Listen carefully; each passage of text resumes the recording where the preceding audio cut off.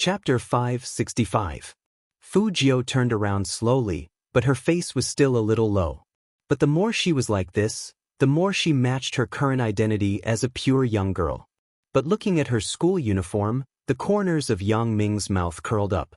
Anyway, sending one in was the same as sending two in, and he could still make more money. Vice Lu wasn't the only one inside, there was another one as well, and they both liked to be pure. Student, this is indeed the place for supplementary lessons. Yang Ming showed unprecedented enthusiasm. Fu Jiao didn't follow him immediately. Instead, she pretended to look around nervously. But this doesn't look like a place for supplementary lessons, and my teacher isn't here. Your teacher and I are friends. Yang Ming already knew that he wasn't the only provider in Jiang City, there were other teachers doing the same. Those people were different from them, and they were just a blind cat running into a dead mouse, and if they could find a dumb student, it would be one. Obviously, Fu Jiao had become a dumb student in Yang Ming's eyes. Your teacher is waiting in the room in front. He said he has students coming over today. Yang Ming continued, your teacher's surname is Li, right?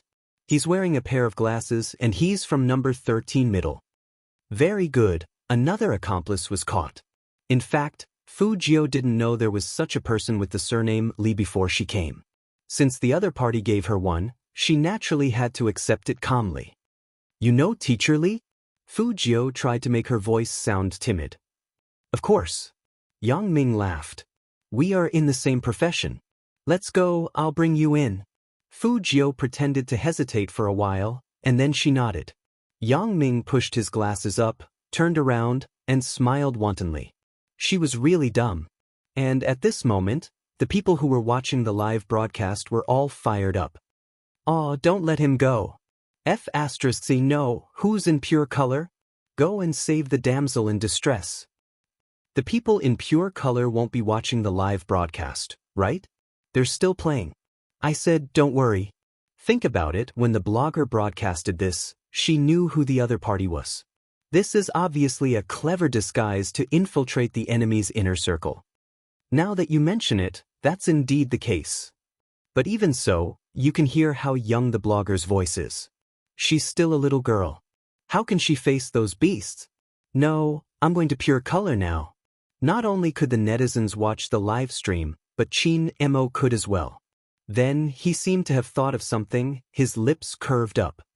Very smart. What's very smart? Director Huang was still anxious. Why is there such a traffic jam? Police officers near pure color, go in immediately. If you don't have a search warrant, you can get one later. Who are you afraid of stopping you? The Jiang family. Director Huang tilted his head to look at the person beside him when he heard the surname. Qin Mo's voice was calm. Let them explain the situation and enter. The Jiangs aren't people who only look at benefits. Director Huang nodded, wiping his sweat. With such a huge incident, his heart was about to stop. By the way, what did you just say about being smart? Director Huang isn't senile, he knows that every word this kid says is useful. Chapter 566. Director Huang wasn't stupid. She felt that if she didn't do that, the culprit might use his identity to escape punishment or betray us like what happened in the recording. In the end, the female students would be the ones who wouldn't be treated fairly. Sigh, this hacker doesn't trust us, how could we allow these beasts to betray us? That's what I thought. Qin Mo glanced over, his voice calm. The most direct way is that she wanted to save someone. Moreover, she knew that if she released the news, it would attract the attention of the police. By then, she wouldn't need to do anything, the police would take the initiative to arrest her. Perhaps they would arrest her, but before the police arrived, she had the ability to escape. Director Huang's jaw dropped. You're saying that the police are under her orders? Qin Mo didn't reply, a silent agreement. Director Huang fumed. This hacker is too, we'll talk after we find her. Qin Mo glanced at Fatty beside him.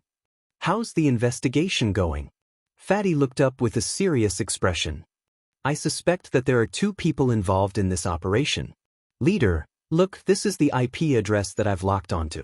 It's clearly outside of pure color, but the blogger is inside pure color. That's weird. It is a little strange.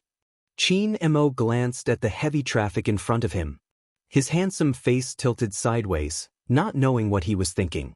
But at this moment, the two people in the room weren't aware of what was happening. When they saw Li Mengran, they couldn't hold it in any longer. Just as they were about to make a move, Yang Ming pushed in another person. With a loud bang, the wooden door behind her slammed shut. Lowering her lids, Li Mengran was holding onto a blade, threatening the two of them. If you come any closer, I'll kill you. Old Lu, deal with that one. I want to have a good talk with my little beauty. The older one pounced towards Fujio with a lecherous expression. What these two people didn't know was that their current state had been completely displayed on the live streaming platform. Outside pure color. Chin Mo opened the car door, walking out. He scanned the surroundings, glancing past the convenience store before returning, his deep gaze dimming. Director Huang, you guys head in first, I'll take a look at the opposite side. Since they were already at pure color, Director Huang couldn't care less as he charged in. With one hand in his pocket, he pushed open the glass door of the convenience store with the other. No matter what happened, he would always be nonchalant. Welcome. The shop assistant's voice rang out.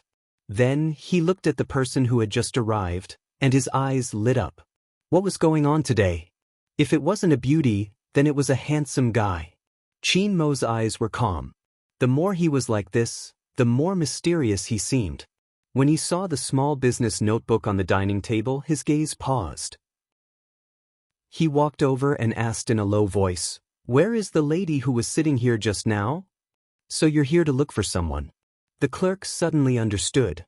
"She went to the bathroom for a while. She'll probably be back soon." "Washroom?" Chin Mo lifted the corners of his lips. With such a good view, he was directly facing pure color. The computer was clearly running, but it was completely black.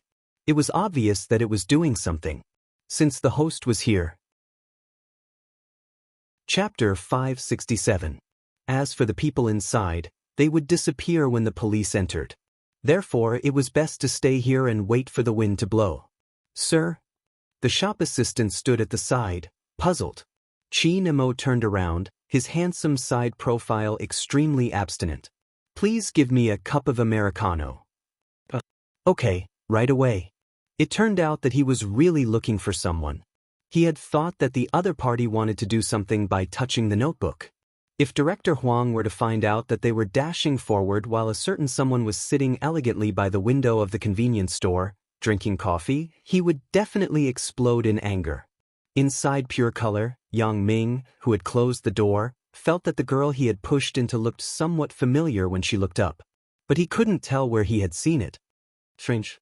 She's so pretty. I should have an impression of her. Yang Ming, who was outside the private room, was still talking to himself. Listening to the flirtatious sounds inside, he thought that as long as he settled this deal, he would have a chance to rise in the future. It was just that Li Mengran was a little fierce. No matter how fierce she was, after today, the rice would be cooked. As for the other one, he didn't have to worry at all. One look and he could tell that he didn't have a mind of his own and wouldn't cause any trouble. Fujio didn't have her own opinions? This sentence sounded like a joke. She turned to the side to avoid the middle-aged man, her fingers on the ground as she lowered her head. Indeed, she looked weak, but in reality, she was doing this so the camera wouldn't capture Li Mengran's face, only capturing the two men.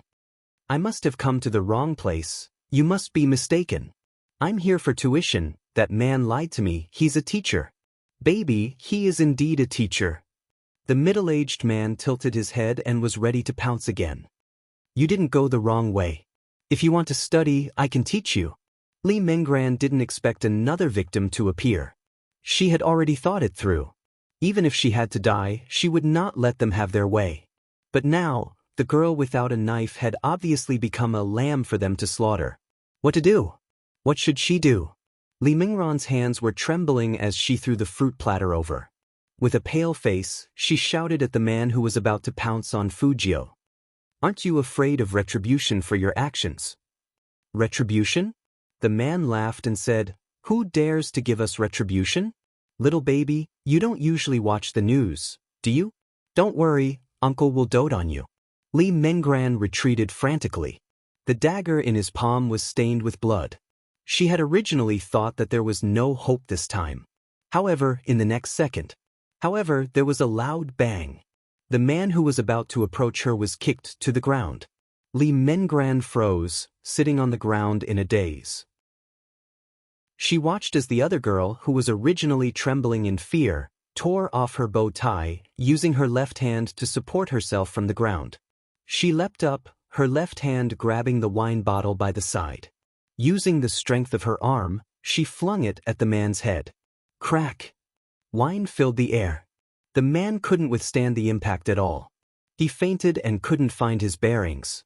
When the other man saw this, his eyes widened in disbelief. His first reaction was to call someone in. Chapter 568. It was then that Li Mengran realized the girl's voice had changed. It wasn't weak anymore, it was cold and sinister, like a devilish beauty that had finally revealed her true self. The higher one's position, the more afraid they were of death. The man glanced sideways at the glass bottle, his face turning pale, his lips trembling. I won't scream. Open the door for me. Li Mengran didn't know those 3 words were directed at her at the start. The girl sighed softly. Miss Li. Li Mengran snapped back to her senses, watching the girl's back view. The girl didn't turn back, her voice much gentler. Do you still have the strength to move? Kinich. Li Mengran saw the man lying on the floor, seemingly about to wake up. She immediately stood up, her fingers fiddling with the door lock, hoping that she could move faster. Kacha. The door finally opened. Li Mengran turned, her eyes glistening as she looked at the person standing with her back facing the light. The girl didn't lift her lids, only saying, Go out first, the police should be here, you'll be fine. What about you? Li Mengran's heart was still trembling. The girl replied calmly, I'll cover the rear. Li Mengran could only nod, but the moment she stepped out of the wooden door, she heard a loud crack behind her. Li Mengran was in a daze. She was worried about the girl behind the door. Her first reaction was to call the police. At this time, Yang Ming, who was standing at the other end of the corridor, was still smoking happily. However, he suddenly saw a large wave of police officers walking straight towards him. The bodyguard beside him blocked them, speaking to the police. Deputy Liu and Chief Zhang are inside. Even if you have a mission, wait for their meeting. Don't you know where you are, coming here to investigate? Yang Ming took a puff, his eyes devoid of fear. With the 2 of them around, even if the police arrived, it wouldn't be of much use. Wasn't it the same in the past? Someone had reported them. It was just a gesture of sending the police.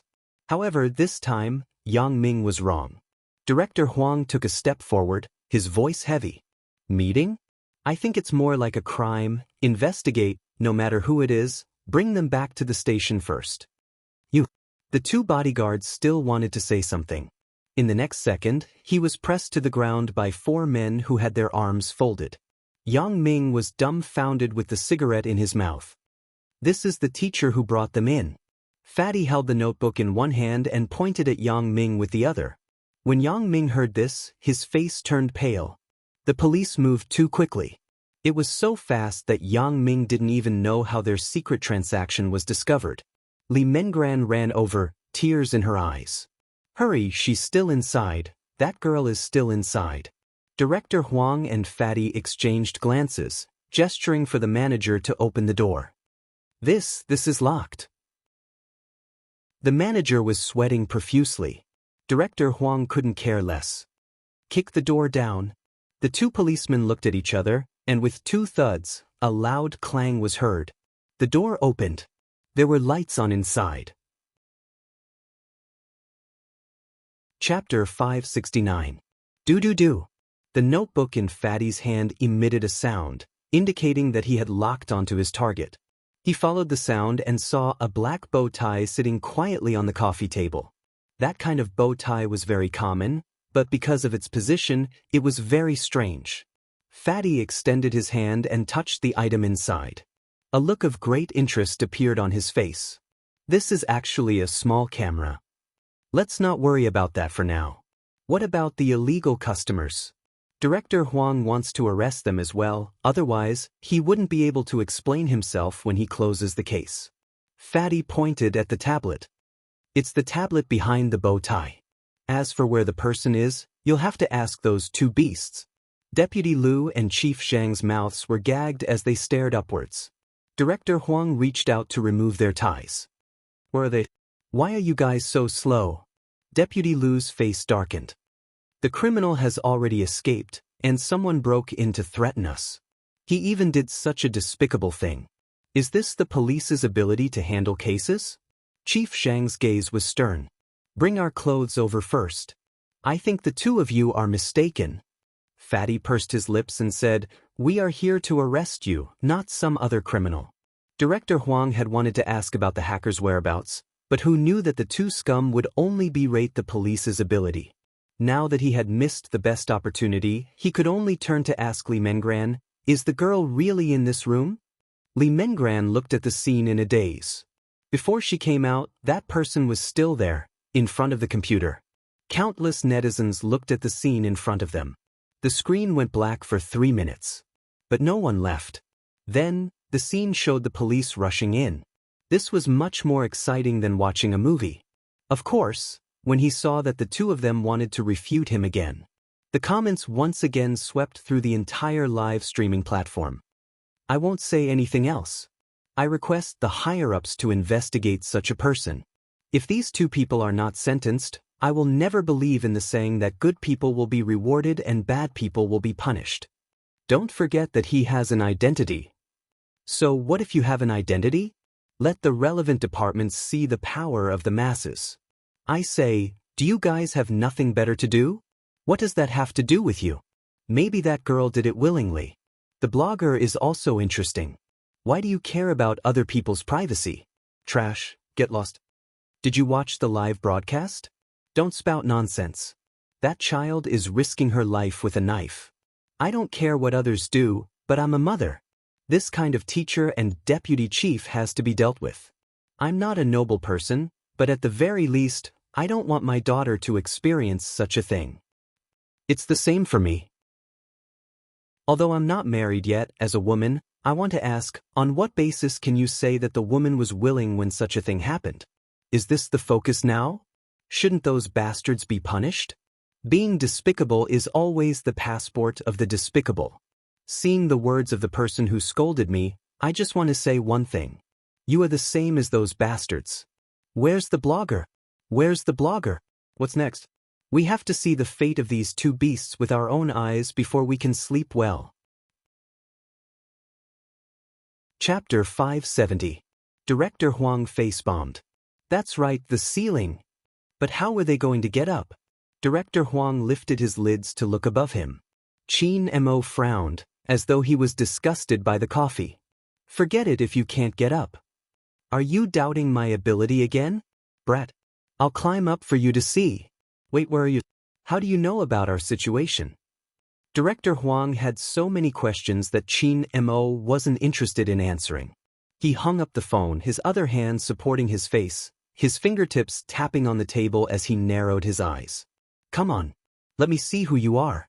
In pure color, the guests on the dance floor didn't know what was happening when a wave of police officers barged in. Then they started knocking on the ceiling, creating a chaotic scene. Fatty was also holding a notebook in his hand. His appearance was very eye-catching.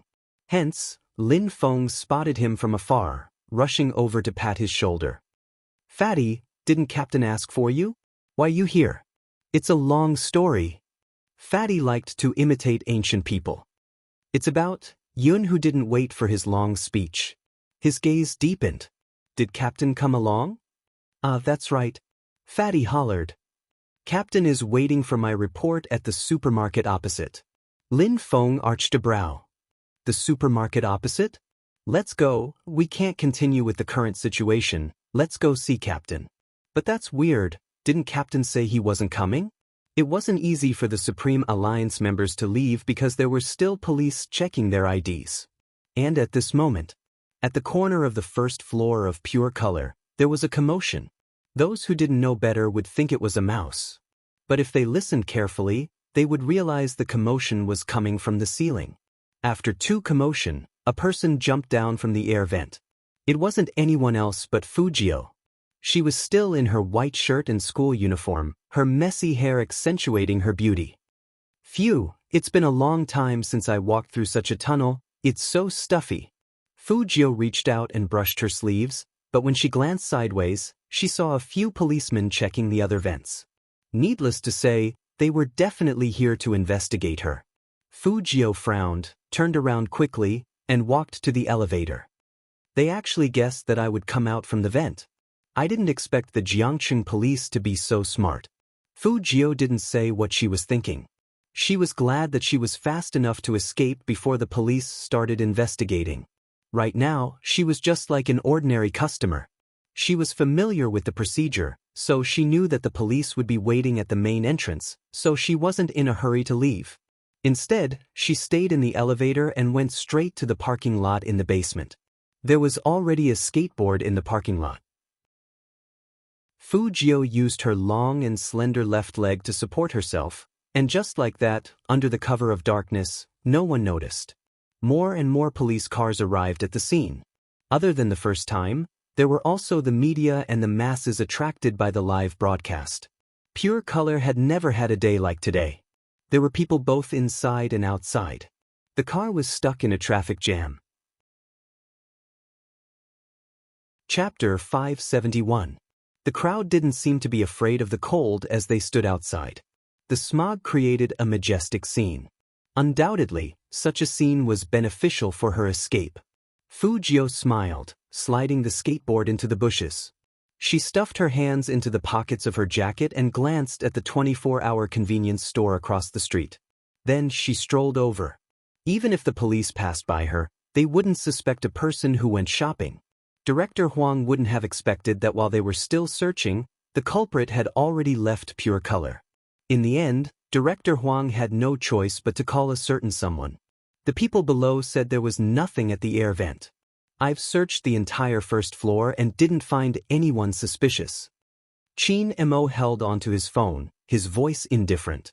Also, you wouldn't be able to find anything if you searched the first floor. The culprit would have used the underground car park. It's convenient for concealment and entry. Director Huang gritted his teeth. Why didn't you tell me earlier? I'm in a bad mood because you didn't do anything for me. Qin Mo's fingers paused, his tone still indifferent. I have something to do, I'm hanging up. Something? Other than the case, what else could he be busy with? Could it be that the kid had discovered something? Director Huang had to admit that he had quick reflexes in certain areas. Qin Mo had indeed discovered something. There was something wrong with the person who didn't join in the fun. Instead, he walked against the traffic. Qin Mo raised his hand, keeping his silvery white phone before standing up. The night sky outside was sinking bit by bit. Pure Color's surroundings seemed to have been illuminated by the headlights. The Supreme Alliance members were still queuing up for inspection. Lin Feng was helpless, but he knew he had to cooperate with the investigation. Let them go. It was Wu Zhen. She was dressed in a police uniform, striding in with a police cap on her head. Her gaze swept across Lin Feng and the rest. I know all of them, there won't be a problem. The other policeman was still hesitant.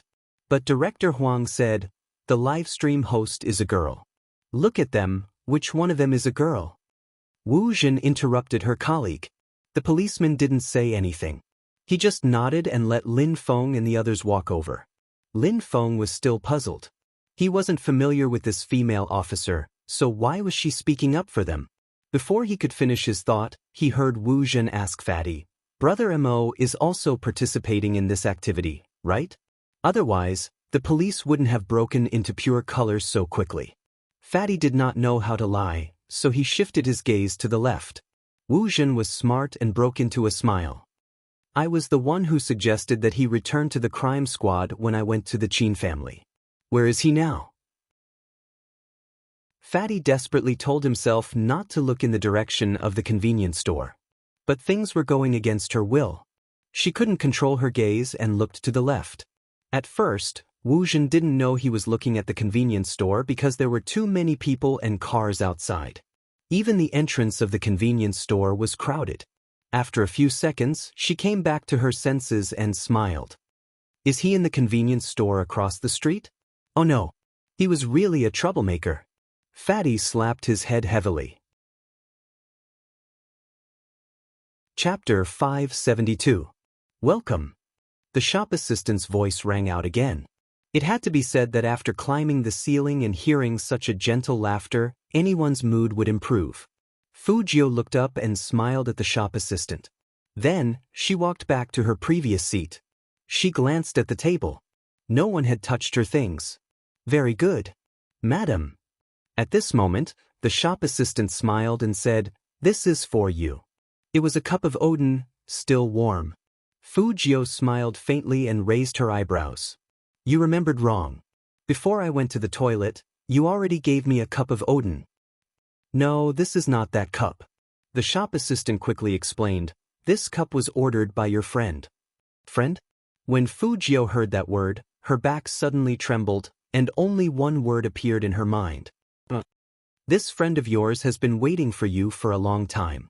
The shop assistant continued and said in confusion, he said that you should be hungry after climbing the ceiling. Fujio heard that and suddenly narrowed her eyes. Just at this moment, another voice came from behind her.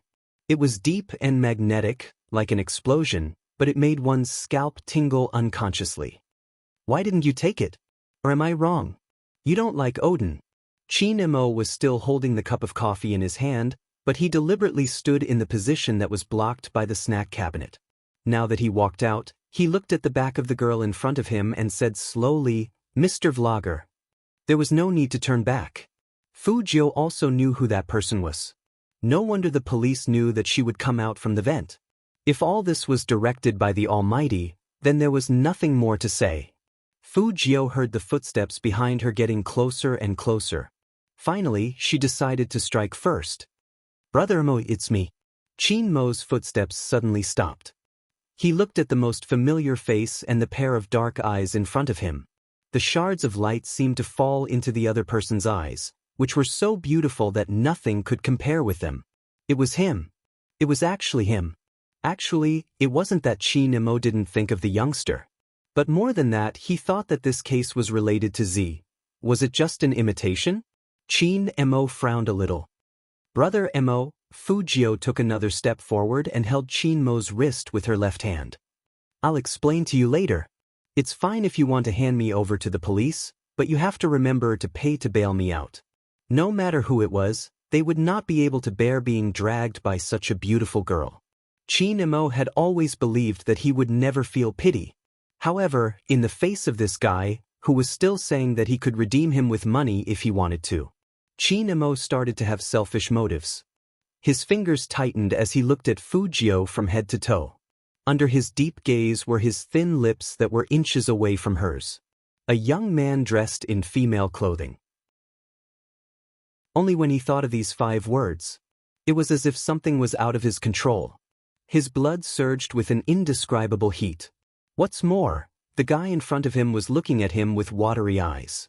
He had long black hair, a white shirt, and the skin on the side of his face was like a fine white jade. Because he had just climbed through the ceiling, there was a faint blush on his face. No matter how he looked at it, he looked like a fairy. Just then, the glass door rang again. Chapter 573. Lin Feng wasn't the only one who was stunned. Even the Supreme Alliance members behind him froze for a moment. Didn't Captain have something important to do here? Was this what Captain was talking about? Most importantly, Captain had never had a woman by his side. Lin Feng pushed White Tiger. White Tiger's face showed that he didn't know either. Wu Zhen was the last to enter. When she saw the scene in the convenience store, her smiling face couldn't help but sink. Brother Mo, what are you doing? Did you catch the suspect? Fujio heard the commotion behind her and knew that many people had entered. In such a situation, if the Almighty was determined to expose her, she could only follow the police and think of a plan later. But before she could say anything, her left wrist was pulled back. Then, the familiar sandalwood scent of a man greeted her. Chin-mo didn't look at anyone. He put one hand on the bar table behind Fujio, and his whole body bent down. He didn't even care about the shock in her eyes as he kissed her deeply. That side profile was elegant and handsome. Through the convenience store's window, it was like admiring a romantic and aesthetically pleasing poster. Outside, the police sirens were still ringing. Fujio couldn't concentrate anymore. Behind her was the vast night sky.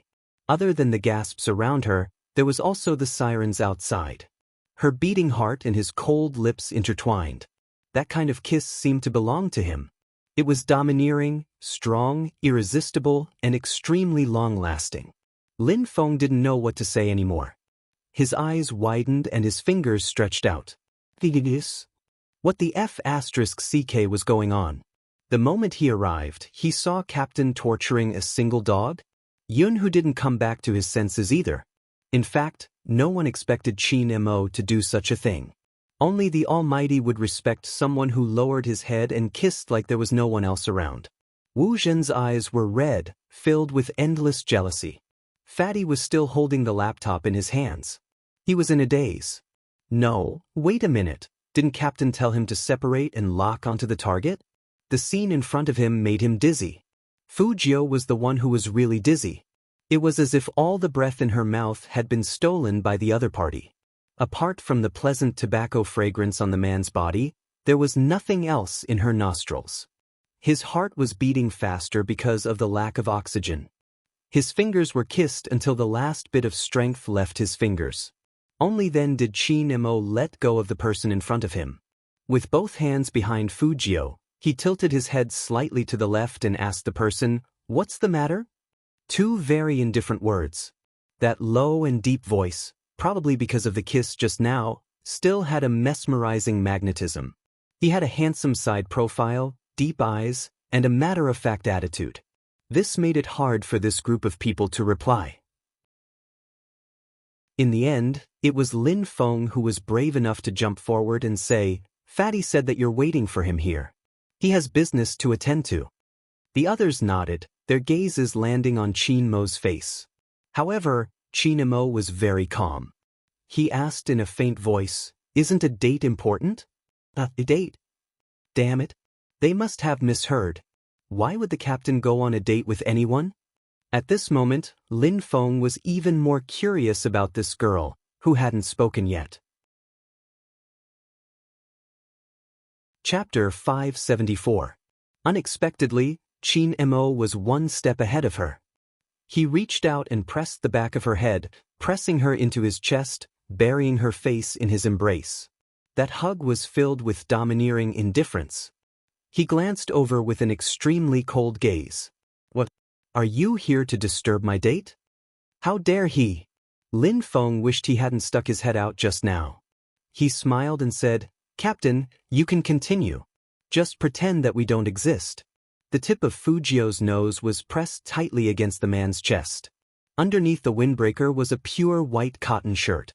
Her face was pressed against it, and she could feel the temperature under the shirt.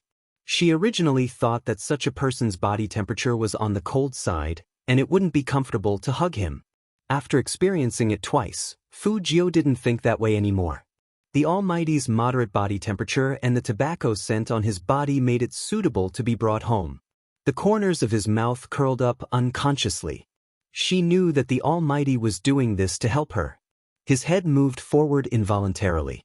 What he meant was nothing more than a thank you. At this moment, the Almighty turned his head and pressed his thin lips against her ear. His voice was very deep.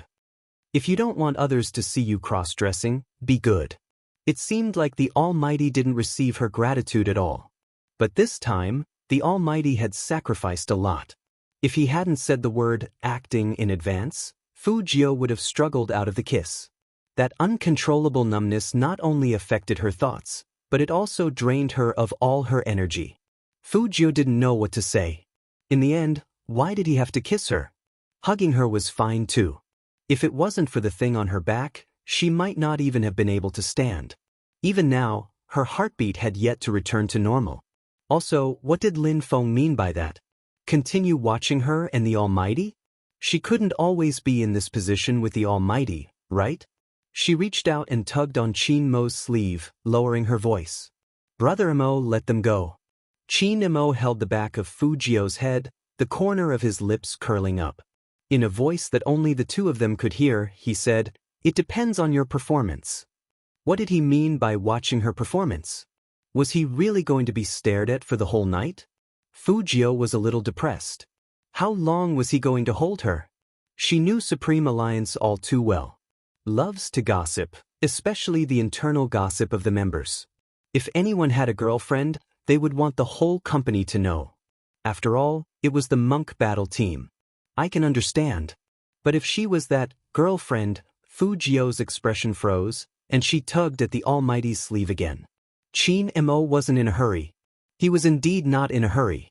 Putting aside all the questions he needed to ask, he felt that this posture was very good. I never knew Captain was so lovey-dovey.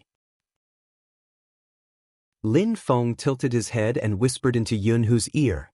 Yunhu didn't comment, only feeling that the entire situation was a little strange. Wu Zhen, who was standing by the side, clenched her fists tightly. When it reached a certain level, she bit her lips harshly. "Brother Mo, Director Huang is waiting for your news inside." Qin Mo lifted his lids, his expression indifferent. "I'll only help if you follow the rules." "What rules?" Wu Zhen didn't know anything and couldn't care less. She only had eyes for the person in front of her. But why was it like this? She had been by his side for so many years. They were so close to having hope. Where did this woman come from? Wu Zhen's fingers sank into her palms, forming a series of crescent moons. I remember now." Chapter 575. "Captain, this, cough, is the one from the masquerade party, the one who acted as the demoness?" Lin Feng became more and more excited as he spoke. He circled around the two of them. "She looks like her from the side." Qin Mo glanced over at them as a warning, but he didn't deny it. This made Lin Feng even more certain. "Captain, don't tell me you guys decided on a kiss?" "What? Can't I?" Qin Mo raised a brow slowly. Lin Feng's jaw dropped. Was this even possible? "Are you leaving or not?" When Qin Mo's second sentence was heard, Wu Zhen's eyes narrowed.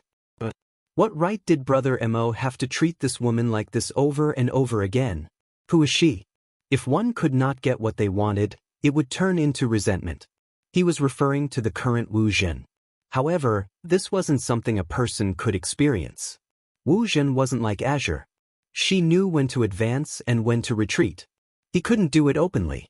It was because she was familiar with that person's temper. He had to investigate the woman's background. That was Wu Zhen's only thought. Because she wouldn't give Brother Mo to anyone. At the very least, she wanted a fair competition. Wu Zhen didn't realize that the fair competition she was talking about was just wishful thinking.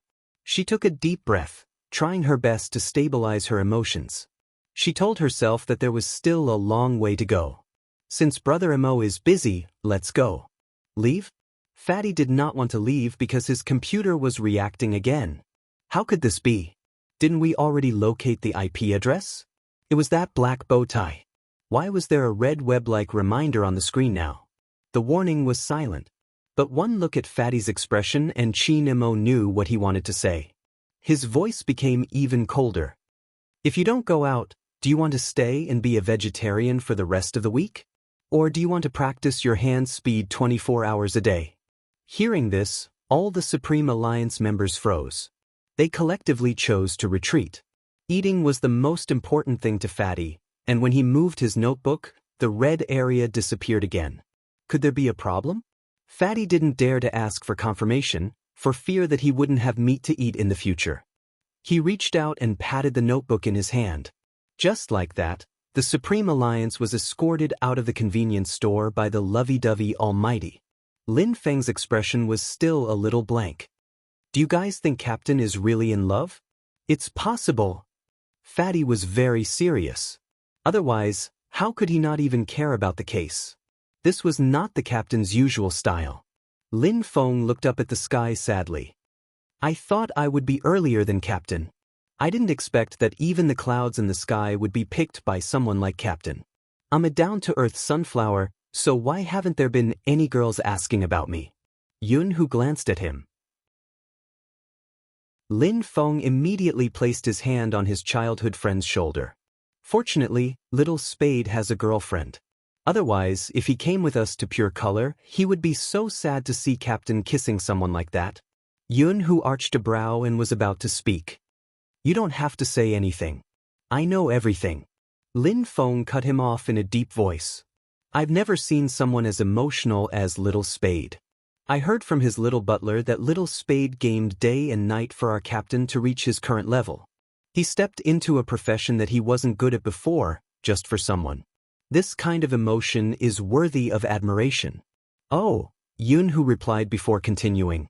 Then why did he find a girlfriend if he likes Captain so much? He's sad. Lin Feng shook his head. Do you still remember the day of the costume party?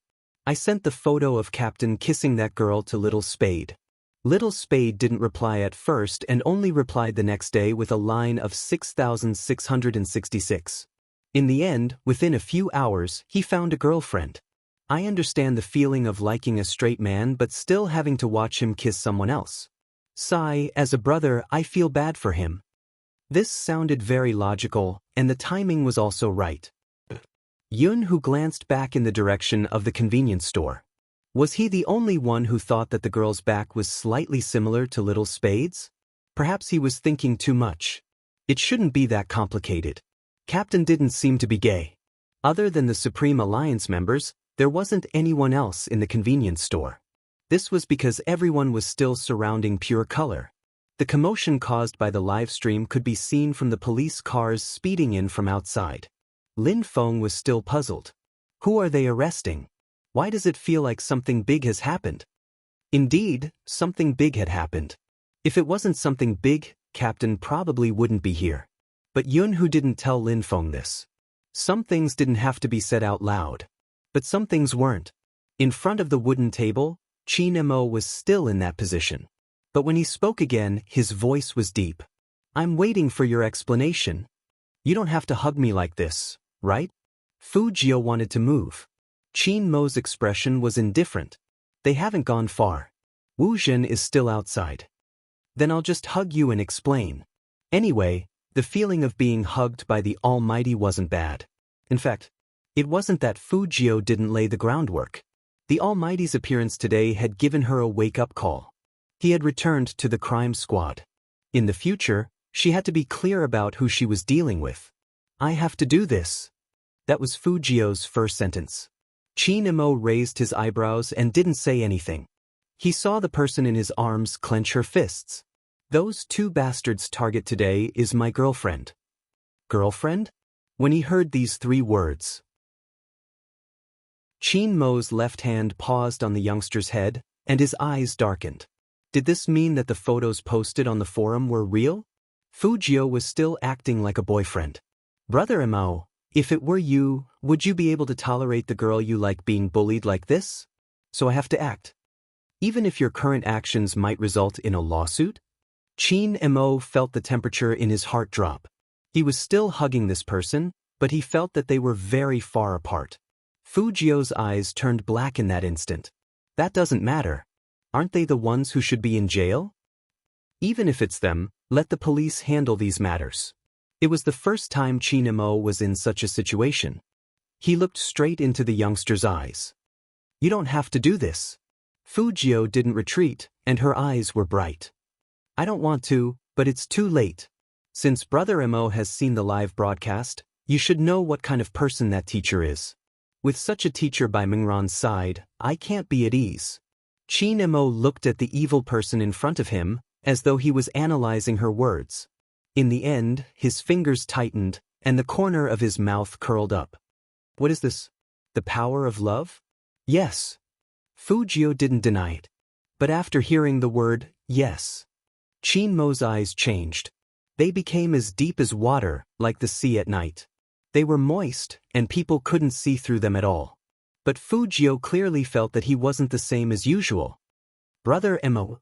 Qin Mo's left hand suddenly grabbed the youngster's waist, and his voice was deep and cold. You better stop talking about that self-sacrificing love of yours. Fu Jio was quiet. The two of them didn't speak again. The surrounding temperature was very low. The shop assistant didn't dare to move forward. In the end, Chin Emo let go of his hand. There was no warmth in his eyes, and his side profile was very indifferent. How long have you been planning this? Quite a long time, before I went to Tokyo. Fujio knew she couldn't speak the truth now, and could only lower her gaze. I've always had feelings for Mengran. Brother Emo, you know how I used to be. There were many girls who looked down on me, but she didn't. Hence, after I recovered my true self, I've been paying attention to her. She loves to laugh and jump, and sometimes, she would stop when she sees something delicious, pulling people to look at it. I've never seen her unhappy, but I don't know when she started to be afraid, especially in school. Fujio's emotions were real when she said these words. Precisely because her emotions were real. Hence, Chin Emo wouldn't have guessed that the she Fujio was referring to wasn't Lee Mengran, but the person who had left. He looked at the face in front of him, the gentleness brought by nostalgia. It made Chin Emo feel a little astringent. It was like the uncooked apricot meat he had eaten when he was young.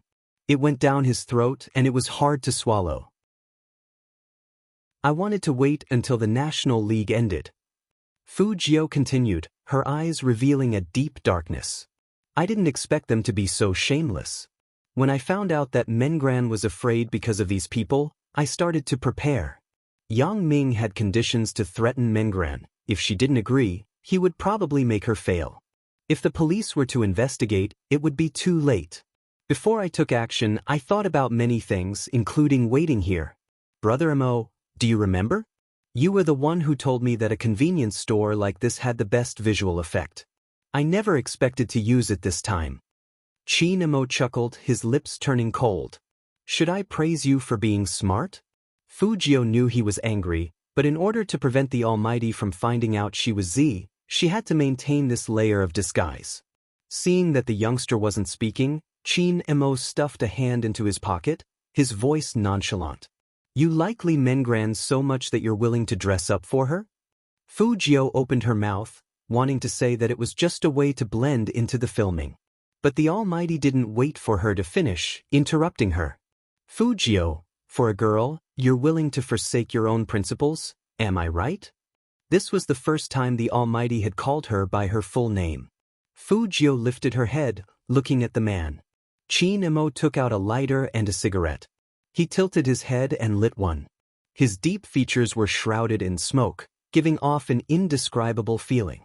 His reflection on the glass window seemed to be cold and desolate at the same time. Chapter 576. Fujio wanted to say that she had never given up on her principles. But at this time, the more he said, the more mistakes he would make. He could only remain silent. Too much time had passed. It was so long that she thought she would definitely be handed over to the police. Chin Emo spoke again, his voice cold. If you don't want anyone to know about this, break up with your girlfriend. Fujio looked up, her thin lips slightly open. It's obvious that her existence isn't beneficial to you. Chin Emo didn't give Fujio a chance to speak. He walked towards the youngster, and his eyes darkened. It's not good for the National League. Think carefully about what's important. After Chin Emo said this, his tone softened.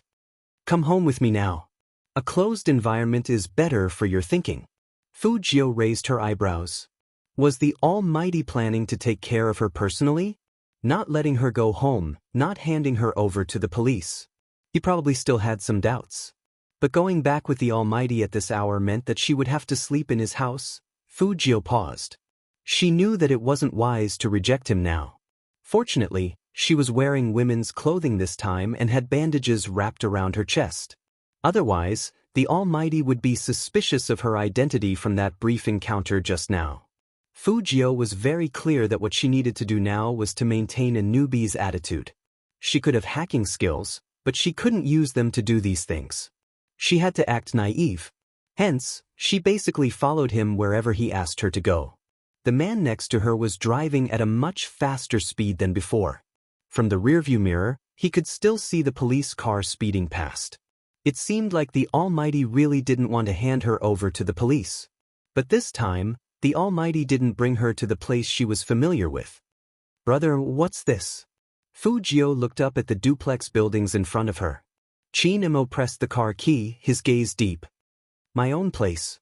No, Brother Emo, you didn't find such a desolate place to lock me up, did you? Fujio said this, but she put her arm directly on Chin Mo's shoulder. She had a handsome and evil smile on her face, and she didn't seem to be unfamiliar at all. Chin Emo tilted his head and smiled faintly. What do you think? Fujio? Oh no, it was really possible. It was too late to escape now. Go in. Chin Emo pressed his fingers on Fujio's back and pushed her forward. He didn't use much strength, but it gave off an invisible sense of danger.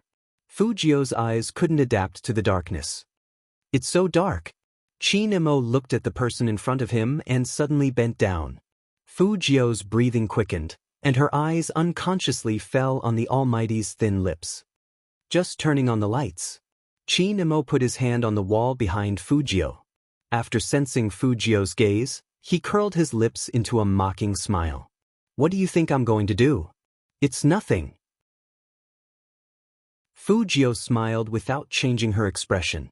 She looked at the handsome face in front of her that was exposed under the light without changing her expression. He was very close to her, and his breath was a little disturbing. Did she get kissing syndrome? When the Almighty lowered his head, she thought. Chapter 577. Her blood would flow differently when it came into contact with the coldness. Especially the blood flow to her heart, it seemed to slow down over time. Fujio tilted her head to avoid the fingertips that were disturbing her thoughts, but she still felt his breath on her lips. She rubbed it with the back of her hand and smiled. A little, brother, you always use your charm on me. Be careful, I might turn gay and ask you to take responsibility. Hearing that, Chin Mo's eyes deepened, but he still maintained that posture. Then take responsibility. Locking you up is just right. Fujio, are you serious? The Almighty had sacrificed so much just to interrogate her. How are you going to ask me to take responsibility? Chin Mo raised his eyebrows, gesturing for the person in front of him to continue. She was just saying it casually, she hadn't thought it through. Chin Mo saw through her thoughts with one look, and his eyes turned cold. He moved his left hand and lowered it a little. Kiss? Sleep? The man turned his face sideways, his breath and voice carrying a different kind of bewitchment. It was probably because the Almighty had such a strong sense of abstinence, so when he got involved with evil, he was like a demon that could confuse one's soul. This kind of interrogation was really unbearable. Fujio knew the hidden danger in that voice, so she took the initiative to admit her mistake. I don't dare to ask Brother Mo to take responsibility, it's my fault this time. Chin Mo raised his eyebrows, but he didn't move. Actually, I was hesitant when I planned it. Fujio looked up, her eyes bright. But I had no choice, someone had to expose it, otherwise, Chin Mo interrupted the youngster indifferently, as if he didn't want to hear that name. She could have asked the police for protection. Do you not trust the police that much? To be honest, a little. Fujio admitted it without hesitation because she knew she couldn't hide it from the Almighty. Chin Mo retracted his hand and looked at her. That's why you imitated Z's crime. Yes. Fujio's eyes flashed.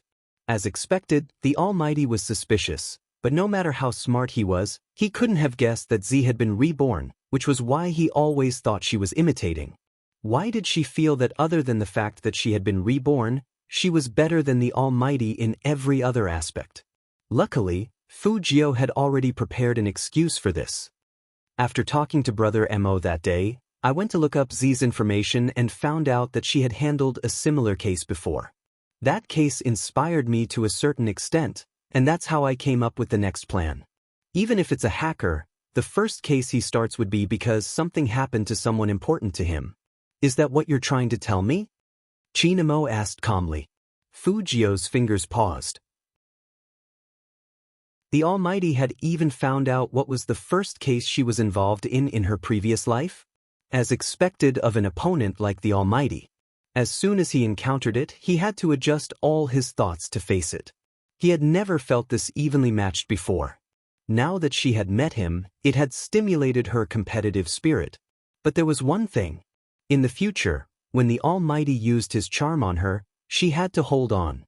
She couldn't be easily bewitched. I want to explain. Fujio looked into Chinmo's eyes. Why did you make a move before the National League? She knew that the National League was very important to the Almighty. Not only to the Almighty, but to everyone in the Supreme Alliance. Chapter 578. Chinmo's eyes dimmed, replying, so the National League and Li Mengran, which one is the most important to you? It was a multiple-choice question. Fujio couldn't figure out the thoughts of people in love. For instance, if she was really in a relationship with Li Mengran, she would definitely reply that Li Mengran was the most important. But Fujio didn't want to lie. The National League. Fujio added, but you know Li Mengran is my girlfriend. Chin-mo arched a brow. There isn't a girlfriend more important than the National League. At least for now. Fujio felt that the Almighty's aura wasn't as cold as before. Chin-mo replied faintly, then it isn't that important. It is important. Fujio wanted to let the Almighty know that she had a reason for taking action. Chin-mo didn't speak, but his eyes dimmed again. Then he took off his jacket and threw it on the sofa, leaving only his white shirt on. He rolled up his sleeves and looked at Fujio with his hands in his pockets. He didn't say anything, but his warning was very strong. Fujio wasn't stupid. Noticing the change in the Almighty's gaze, she immediately kept quiet. Just this once. Chin-mo walked closer, his gaze deep beneath his long lashes. If there's a next time, I'll lock you up personally. Fujio believed him, but from his words he seemed to have accepted her excuse. Indeed, becoming Li Mengran's boyfriend was a solid excuse. The police would probably talk to Li Mengran. She was only worried about one thing. She hadn't expected to be caught by the Almighty. Hence, she couldn't make any calls. The last step of her plan was to tell Li Mengran not to tell the police about the other party. It wasn't that there would be any danger, but it was inevitable that the police would come to question her. Just as Fujio was deep in her thoughts, she heard a deep and familiar voice. How long do you intend to wear this female outfit for? Fujio lifted her lids, meeting the Almighty's calm gaze. The Almighty frowned slightly, as though he didn't like the way she was acting. Fujio understood that a straight man wouldn't be able to accept a man in female clothing. The Almighty was just too straight. However, she wasn't sure. It wasn't that Chin-mo was too straightforward, but the way the person in front of him cross-dressed always made him want to do something extreme. Just like before he brought the youngster in. He had thought of too many ways to punish the young man. One of them was to obtain the young man. But he knew very well that once he did that, the two of them would never be able to go back. That was why he stopped. Unfortunately, a certain someone always appeared in front of him like this, without any self-awareness. I'll change it when I get home. Fujio saw the Almighty looking at her, and she understood what he was trying to say. It was better not to dress up in front of the Almighty in the future, or it would remind him of those 2 kisses. Chin-mo tugged his collar open and turned his head. Did I say you could go home? Fujio. Was he really going to sleep here?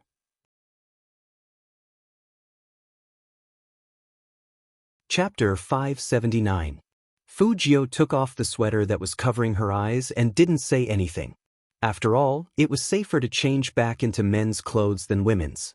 She didn't need to worry too much about the bandage on her chest.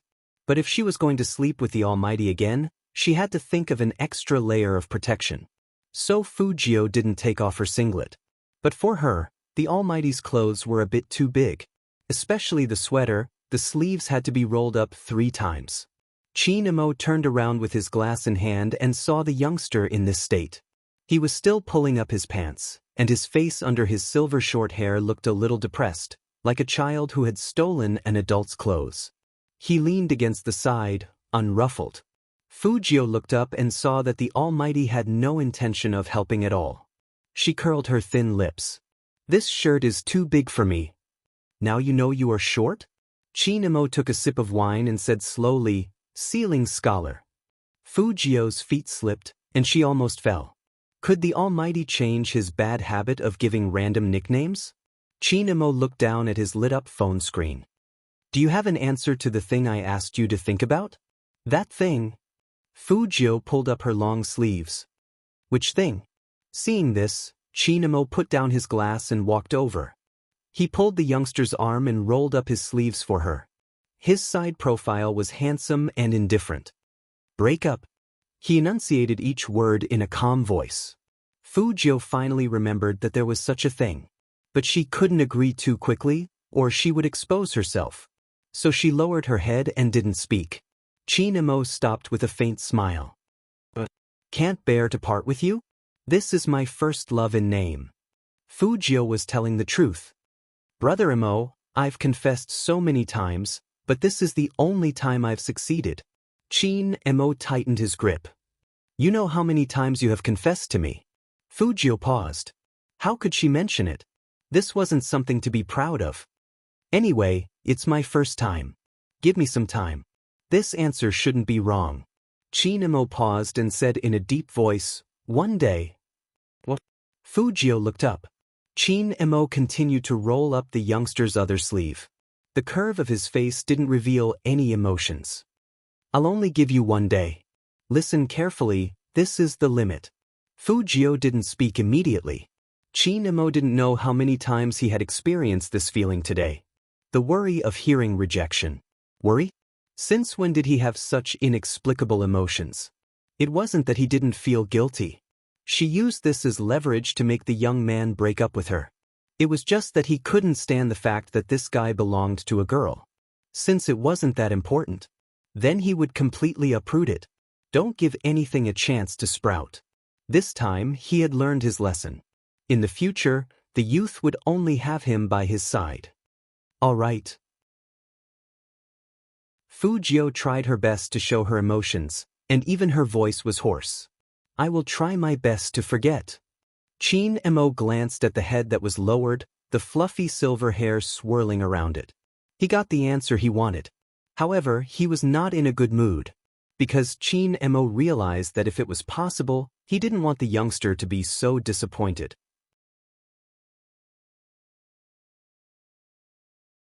Chapter 580. I want to be alone. Fujio continued to pretend. Go home and think about how to ask Mengran tomorrow. After all, I'm the one who wants to be with you. As soon as the words left her mouth, the temperature in the room was a bit low. Chinemo didn't say anything. Just when Fujio thought she had gotten his consent, she turned to leave. Chinemo reached out his hand and pressed it against the door frame, blocking Fujio's way. He bent his back and lowered his head to get close to her face. A warm breath fell on Fujio's ear again, and she felt an indescribable numbness. I said I'm tired today. Chinemo paused, and his tone carried a trace of indecipherable emotion. Is it that bad? Of course, Fujio nodded. A little. Then drink some wine. Chinemo pulled the youngster back. I'll stay with you. Fujio felt that she was one step behind again. She never thought that the Almighty would remember that he was her brother at this time. Anyway, she couldn't leave this time. The two of them opened a bottle of red wine. Fujio didn't drink much. The most important thing was to stay sober. Indeed, there was only one room here. The Almighty didn't even give her a chance to say that she wanted to sleep on the sofa. His eyes were indifferent. You don't dare to sleep with me? What are you afraid of? Brother Emo, why do I feel that you are going to watch me 24 hours a day? Fujio wasn't stupid. The Almighty wasn't like this for no reason. Chinemo tilted his head and lit a cigarette. Then he took out his phone, unlocked it, and threw it to the person in front of him. Fujio looked at the message on the screen, and her eyes suddenly widened. There was only one line, no more, no less. Tomorrow at 8 in the morning, Z will take action. Fujio raised her eyebrows. The Almighty still hadn't completely dispelled his suspicion towards her.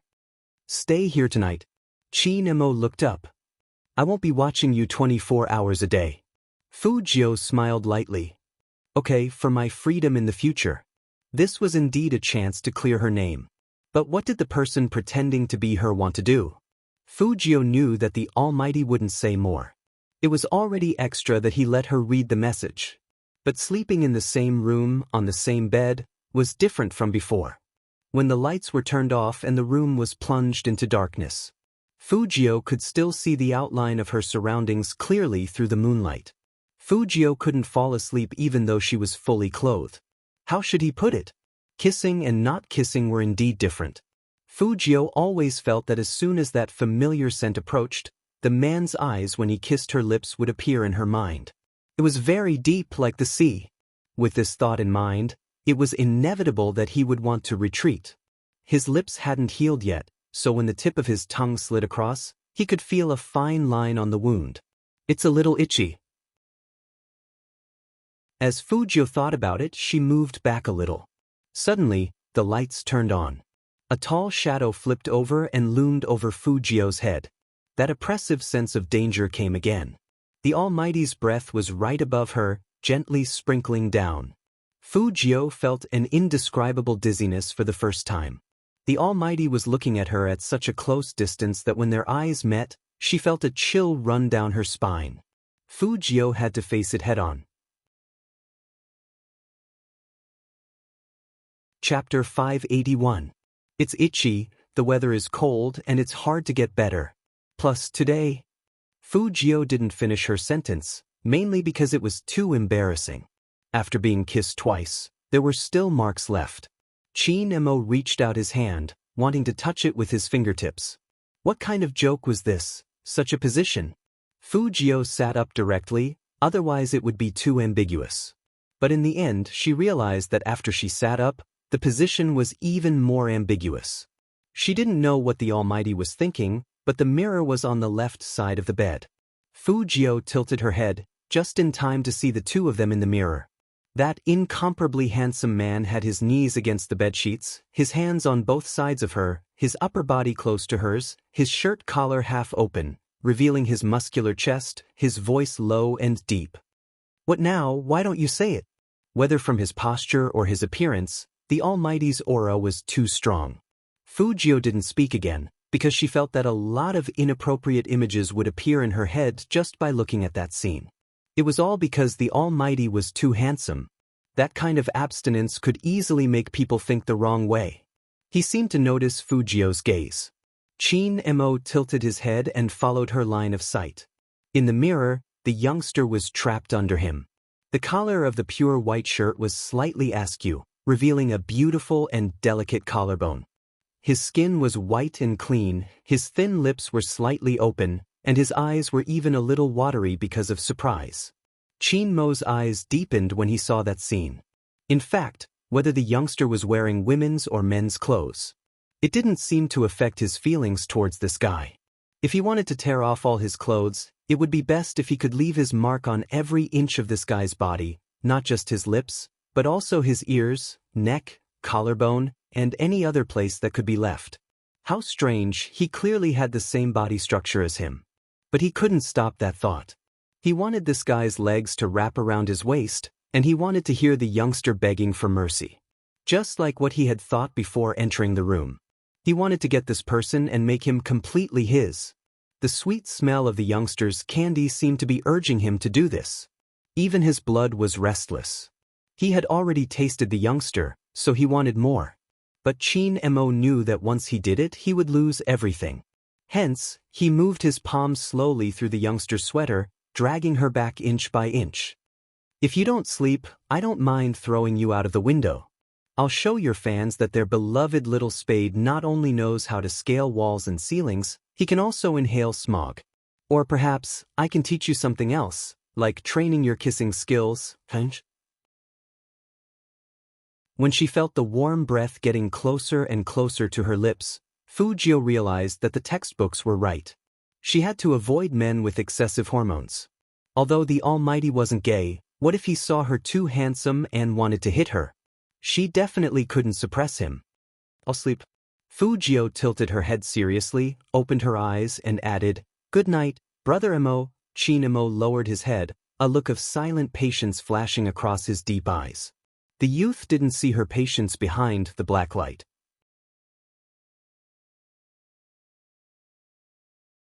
Chapter 582. Fujio heard the vibrating sound beside her. When she looked over, Chin Mo had already walked out of the room with his phone in his hand. The call was from Director Huang. His voice was a little deep. This case is a little hard to determine. If you have time, come to the police station tomorrow. Got it. Chin Mo hung up and glanced at the youngster.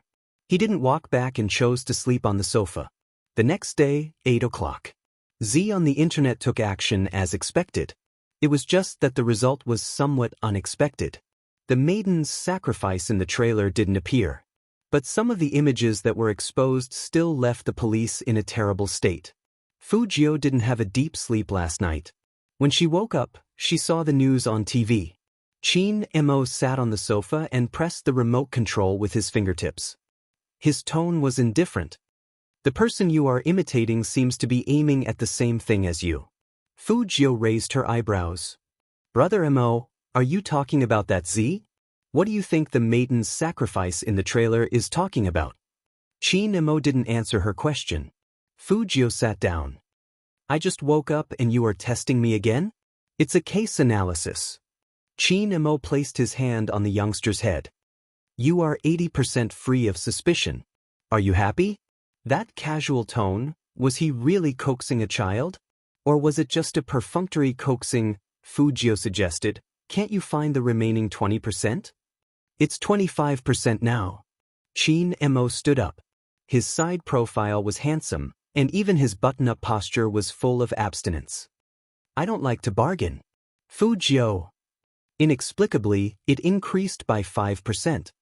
Go wash up and follow me to the police station. Chin Mo's voice sounded again. It was deep. Fujio was already standing in the bathroom. She lowered her head and squeezed some toothpaste. When she looked up, she met the man's eyes in the mirror. What are we going to do? Get rid of your 20% suspicion. Chin Mo was leaning against the door frame.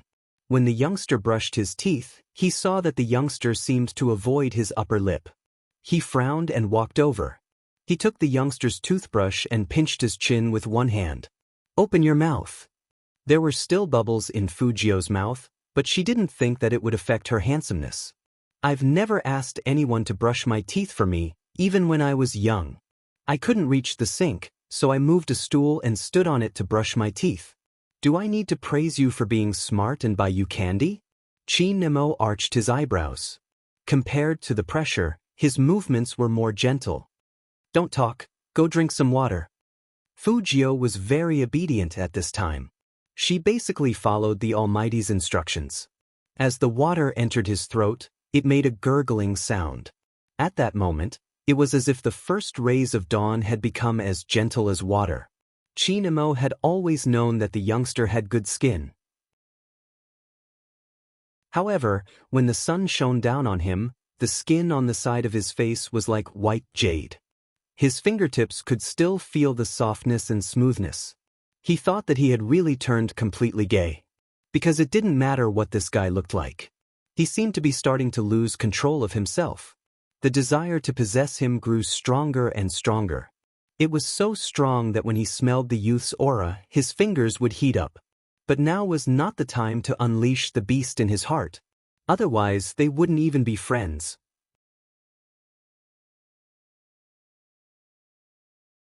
Chapter 583. At 9 a.m. At the entrance of the police station, there was an unprecedented number of media outlets waiting for news. I heard that someone has released news on the internet that they will be one step ahead of the police and find all the people involved in this case. Director Huang, is this true? There are also people who say it's a power exchange. High school students aren't incapable of distinguishing between right and wrong. Why did they agree to it? Is it because of the benefits? Where's the victim? Director Huang wasn't in a position to answer. Could the victim come out and say a few words? Fujio frowned as she listened to the questions. She buttoned up her cap, entering the police station from the side door with the Almighty. If Chin Mo's face were to appear in front of the media, it would definitely cause a commotion. Director Huang understood that, hence, he had arranged for someone to wait at a designated location.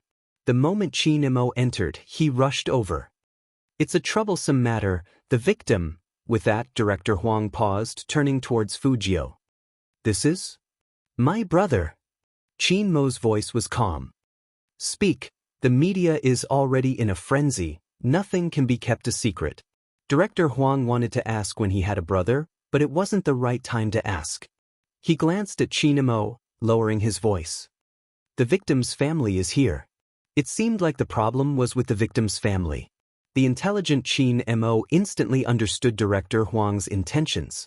The two of them followed Director Huang into the lounge. Li Menggran wasn't the only one sitting there, her mother was there as well. She seemed to be in a daze, unable to accept the sudden turn of events. Wu Zhen sat at the side, taking down the statement as though she was making a final confirmation. You're saying that Teacher Yang has always been nice to your daughter? When Fu Jiao heard this question, her hands, which were hidden under her sleeves, started to move. Her eyes turned very dark. Little Wu. Director Huang walked over. Didn't I tell you not to take a statement for now? Wu Zhen hadn't slept the entire day and was exhausted. Just as her face was about to sink, she caught sight of Qin Mo, her voice turning hoarse. A bunch of media outlets are waiting for the outcome of this case. Director Huang, we have dragged this for too long, we have to give everyone an explanation. Besides, the public has the right to know. The public? Li Mingran's mother seemed to have woken up. You mean to tell everyone about this? Wu Zhen comforted him. This is normal procedure. To file a case for investigation, the victim must file a lawsuit. When did we say we were going to sue? Li Mingran's mother stood up agitatedly. If this gets out, how is my daughter going to stay in school? The neighbors will start gossiping, wondering why I have such a daughter. Haven't you considered the consequences? Why do you have to make it public? No one noticed. While she was saying this sentence, Li Mingran's eyes dimmed. Perhaps she should have listened to that person and left last night.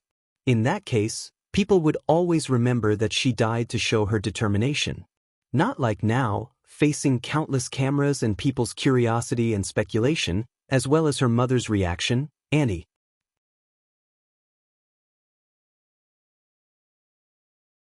Chapter 584. The main point isn't what you're saying. The youngster's handsome face reflected the light from the window. The main point is how you're going to protect your daughter when she's being bullied. Mother Li paused, her expression turning ugly. What do you mean by this? Does an outsider have the right to listen in? Where's the privacy of the commoners? Director Huang didn't know how to reply. Wu Zhen was professional, glancing at Qin Mo before turning to the youngster. Those unrelated to the case, please leave, don't disturb us.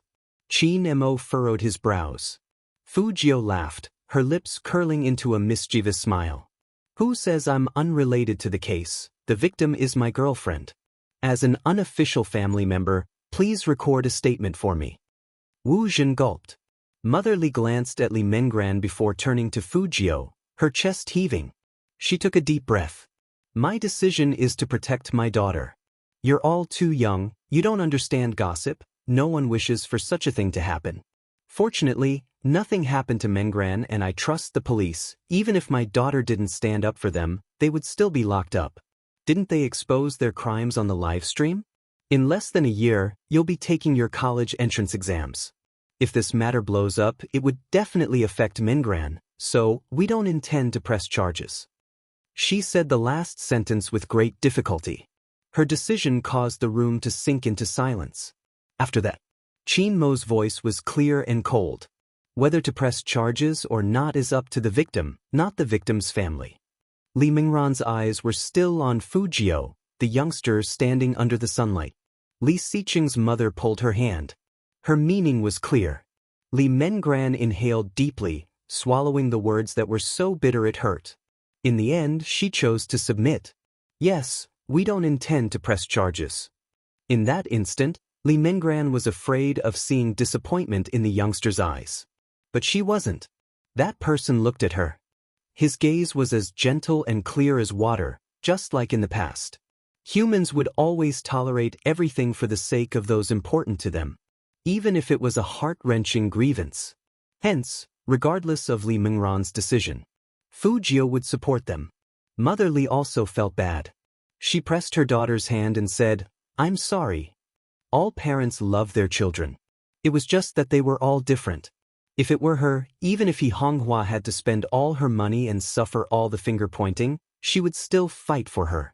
It was obvious that Mother Li was still afraid of something in her heart, so she didn't dare to say anything. Fu Jiu had already considered that when she first started her plan. Li Mingran's father's unit was just below Deputy Lu. There was nothing wrong with doing so. Perhaps, as Mother Li said, they were still too young to understand what it meant to be a fearful person.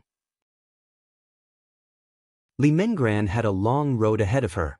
If this matter was really exposed, she would have to bear this label for the rest of her life. Fu Jiu had to admit that this was the reality. That was why so many people chose not to say anything, not because they were weak, but because they wanted to live a good life.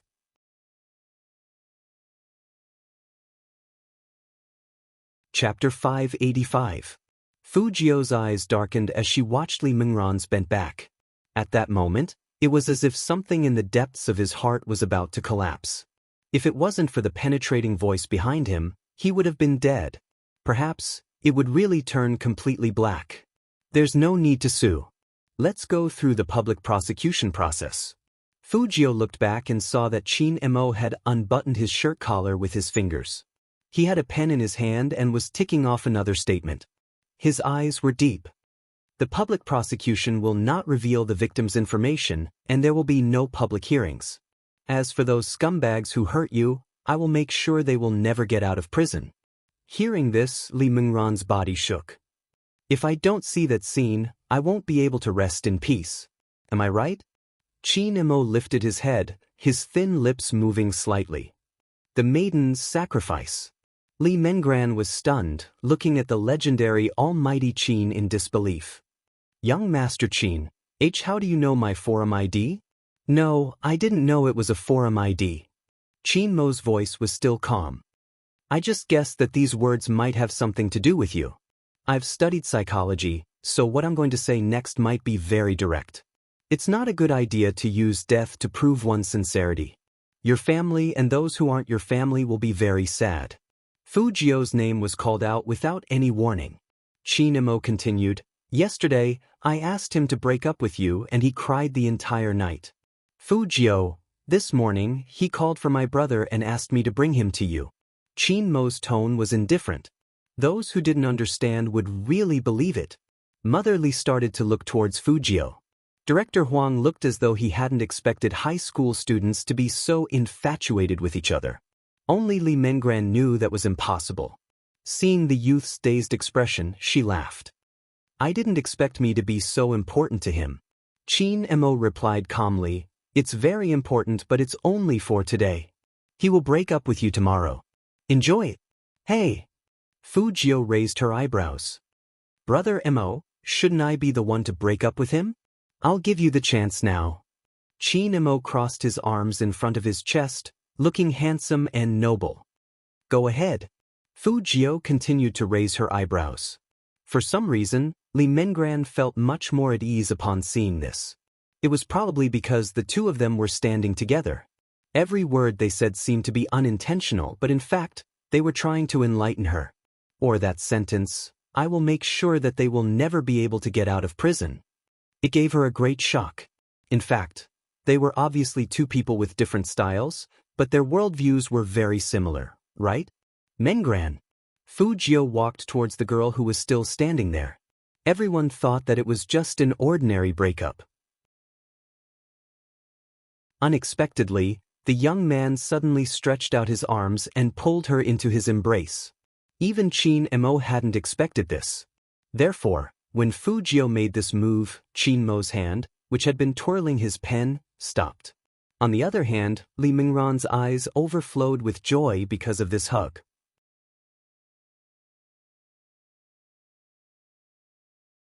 Chapter 586. Not far away, Qin Mo watched as the two of them hugged. He couldn't help but tighten his grip on the pen. He thought it would only take a while. But when the youngster turned over, whispering into Li Mingran's ear, that scene prompted Qin Mo to take action. Li Mingran nodded, but before she could say the word, okay, she felt the youngster's arm being pulled away. It was Qin Mo. He was still holding onto the youngster's wrist, with no intention of letting go. His voice was deep and pleasant. "Take care." It was obvious he wanted to send her off. Li Mengran paused, breaking into a smile. This time she really walked out. After she left, Qin Mo glanced over, his tone cold. Qin Mo tilted his head, his tone slightly cold. "I asked you to break up, I didn't ask you to rekindle your old feelings." "It's because we're breaking up, that's why I had to hug you." Fu Jiu replied seriously. "Otherwise, how would I be able to justify crying the entire night yesterday?" Qin Mo arched a brow. "So that hug was to shut me up and not because you couldn't bear to?" "Both." Fu Jiu hadn't forgotten that she had just broken up with her boyfriend. Qin Mo repeated slowly, "All of them? Seems like it isn't unimportant. That's why I want to know how to proceed with the prosecution." Fu Jiu glanced at Qin Mo. The importance in the youngster's eyes was clear. Qin Mo was filled with jealousy. That was right, he was jealous. He had thought about it countless times. If he had discovered the youngster's feelings earlier, he would have been able to stop it. But in the end, the seed was planted, wasn't it? "You don't have to interfere, you've already done so much. Just bring me the evidence you found. Don't forget, you're still a 20% suspect." Qin Mo's gaze was still calm. Fu Jiu lowered her voice. "It really wasn't me. Other than the hacker forum, I haven't been on any other forums. You can get Fatty to check my search history. Honestly, I suspect there's something wrong with the forum." "I will." Qin Mo only gave the youngster 2 words. Fu Jiu knew from Li Mingran's words, she wasn't the only one who had caught onto the forum ID, the Almighty was also collecting evidence. That was why the Almighty was so frightening. He was clearly comforting someone, but at the same time, he was able to obtain information. That kind of innate bookworm instinct was very powerful. This made Fu Jiu want to take the Almighty home and raise him. Deep in thought, Fu Jiu didn't notice that Qin Mo's hand had been holding her wrist without loosening. But Qin Mo noticed it and caught Director Huang's curious gaze. But so what? It was easy for Qin Mo to pretend he didn't see it. Even if there was a seed in one's heart, it would not sprout if there was no water. Moreover, from now on, this person would only belong to him. With one hand in his pocket and the other holding the youngster's hand, he walked into the interrogation hall. His indifferent expression made Director Huang feel as though he was overthinking things. Wasn't it just holding hands after whispering to each other? This was very normal. Director Huang tried his best to convince himself since the case was more important. However, there was one person who he could not convince. That was Wu Zhen. Although that person did not reveal any of his emotions. But she saw his right hand gripping the pen tightly. In an instant, Wu Zhen recalled the CP topics on the internet.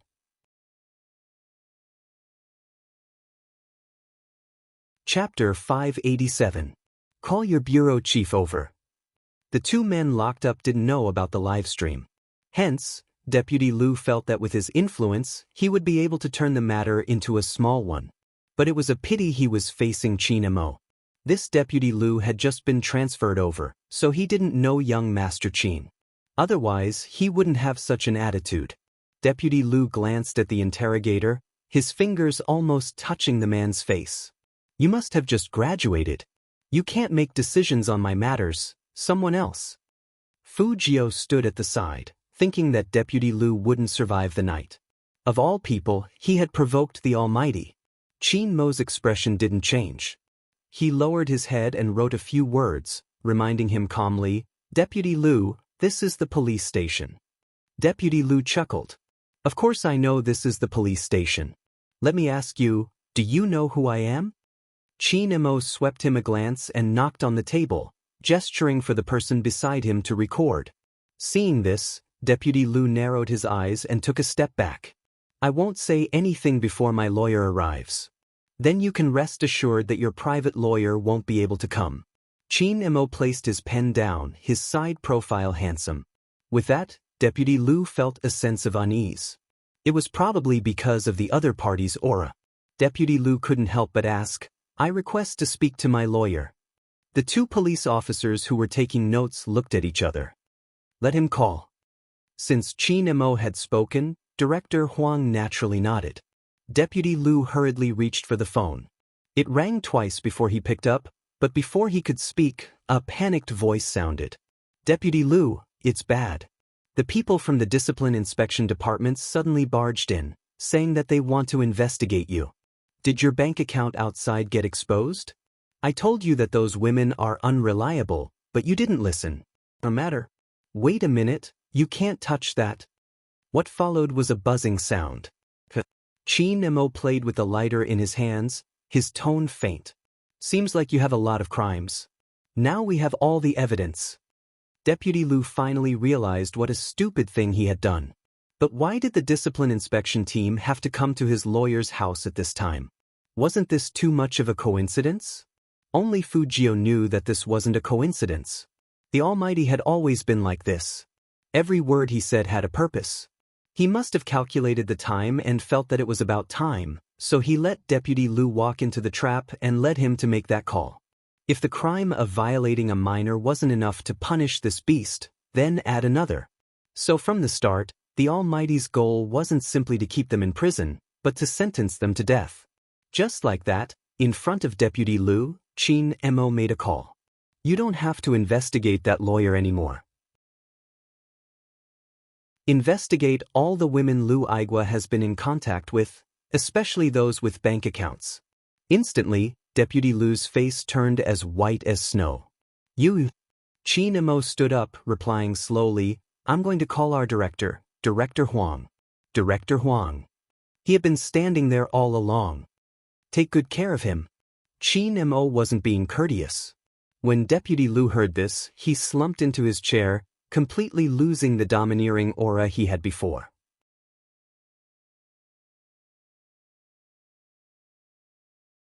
Chapter 588. Deputy Lu had never seen someone who could communicate with the Commission for Discipline Inspection and command the entire police station. He was confident in his understanding of the police process. Moreover, he knew that with his status, no one would do anything to him. However, the other party had played such a trick on him. It was really unexpected. He was still waiting to use his connections. At the very least, if he had a good relationship, even if he lost his high position now, he could still go back to a small county and be a local tyrant. He had been afraid of being exposed, which was why he had placed all the money he had embezzled over the years on the periphery. Now that it was exposed, Deputy Lu clenched his fists, his eyes bloodshot. He glared at Qin Mo, wanting an answer. But Qin Mo didn't even turn back. He only said, the person who will send you to hell. Deputy Lu's body trembled. He had never imagined that he would end up like this. Because to him, sleeping with a high school student wasn't a big deal. Even if the other party didn't agree, they could discuss it later.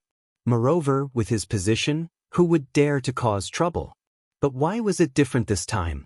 The other Chief Zhang had the same thoughts as him. Perhaps that was the reality. It was easy for those with power to get a girl. Chief Zhang was an example. In reality, even if he didn't force anyone, there would still be many girls who wanted to be with him. There were many young models among them.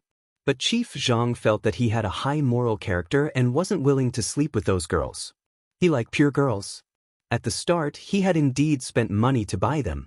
After all, some high school students were more open-minded. As long as the money was sufficient, there wouldn't be a problem. But later on, the more he slept with them, the more he felt that the girls who rejected him were truly beautiful. Hence, he slept with them for a few days. In the past, there had never been any major incidents. Oh right, there was only one. At that time, he was having too much fun when he slept, and he played too much, so he accidentally made the other party miserable. She had an older brother who had been causing trouble. At that time, he had been climbing up and couldn't afford to have any problems with his style. Hence, he had gotten a group of people to smash her fruit stall. It was said that her brother's leg had been broken. But he didn't care. As long as no one died and it served as a warning, it was enough. But this time, why did the police dare to barge in? Chief Zhang was much smarter than Deputy Lu. His attitude toward admitting his mistake was very good, and even his words were tactful. I did not follow the standard of leading by example, and I blame myself. I am willing to compensate the victims, But there is one thing that I wish for the police to be fair to me. I did not force anyone, I just made a mistake that any normal man would make. I did not resist the temptation and should not have engaged in this kind of business. That's right, the hardest thing to deal with was this excuse of his. In terms of shamelessness, we are usually not as shameless as these men. When he lowered his eyes, he was still saying, I'm willing to accept this complaint, but I'm very clear that I've paid for it. I understand the difference in nature. If that's the case, why would the victim have a knife? Can't you see that she doesn't want to?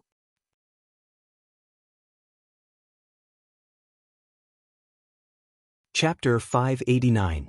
He was changing the nature of the entire incident. Since the incident couldn't be denied, he wanted to change the nature of the incident. That way, the sentence would be light. Everyone who knew the law knew Chief Zhang's intentions. Perhaps that was why Mother Li hadn't filed a lawsuit. She was afraid of powerful people who knew the law. They knew when and where to find people from which department to do what kind of things. In the end, even a very big matter might disappear due to a lack of evidence. That wasn't the scariest thing. But when it came to court, the female would be the target of all sorts of speculations. For example, it might be that she wasn't a good person or that she had received money, since there were examples of such cases. In that case, the victim would become the seller. No mother would be willing to let her daughter endure such things. Because she was aware of how shameless some people could be. They could turn black into white. Qin Mo listened to the conversation, glancing at Fujio. Did Li Mengran receive money from the other party? No, but Fujio knew where the problem lay. Yang Ming's tablet is still with Mother Li. She said it was for the child to learn better, hence the practice questions. Qin Mo continued to watch the youngster. Fujio's fingers moved slightly. The tablet is the latest model, it costs more than 6,000 yuan. Got it. Qin Mo's tone was calm. A fatal piece of evidence. During the court hearing, Chief Zhang can say it's the transaction fee. Fujio glanced over. Ordinary people wouldn't think it's a trap. Qin Mo didn't speak. The two of them just stood there, tall and slender. Suddenly, they spoke at the same time. That would depend on who bought the tablet. I need a laptop to check on the buyer. Director Huang, who was standing by the side, was taken aback by their tacit understanding. The silver-haired youngster smiled faintly, extending his right hand. Qin Mo cooperated, his lips curving upwards. The two of them exchanged glances, high-fiving handsomely. Director Huang.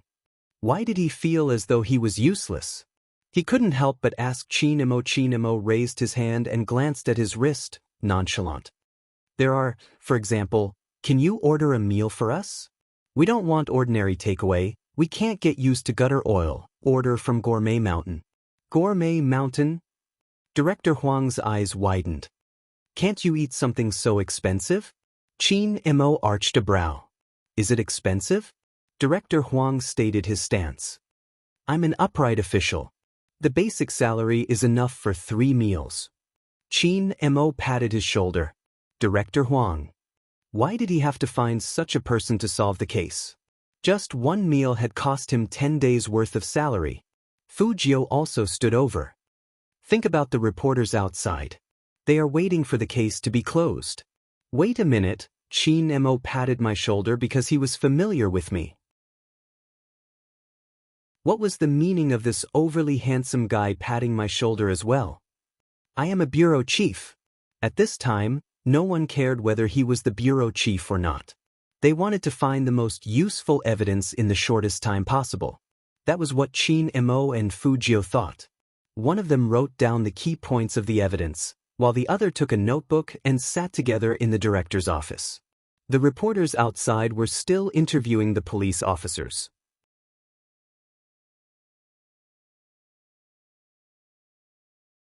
Chapter 590. Wu Zhen saw the two of them go in together.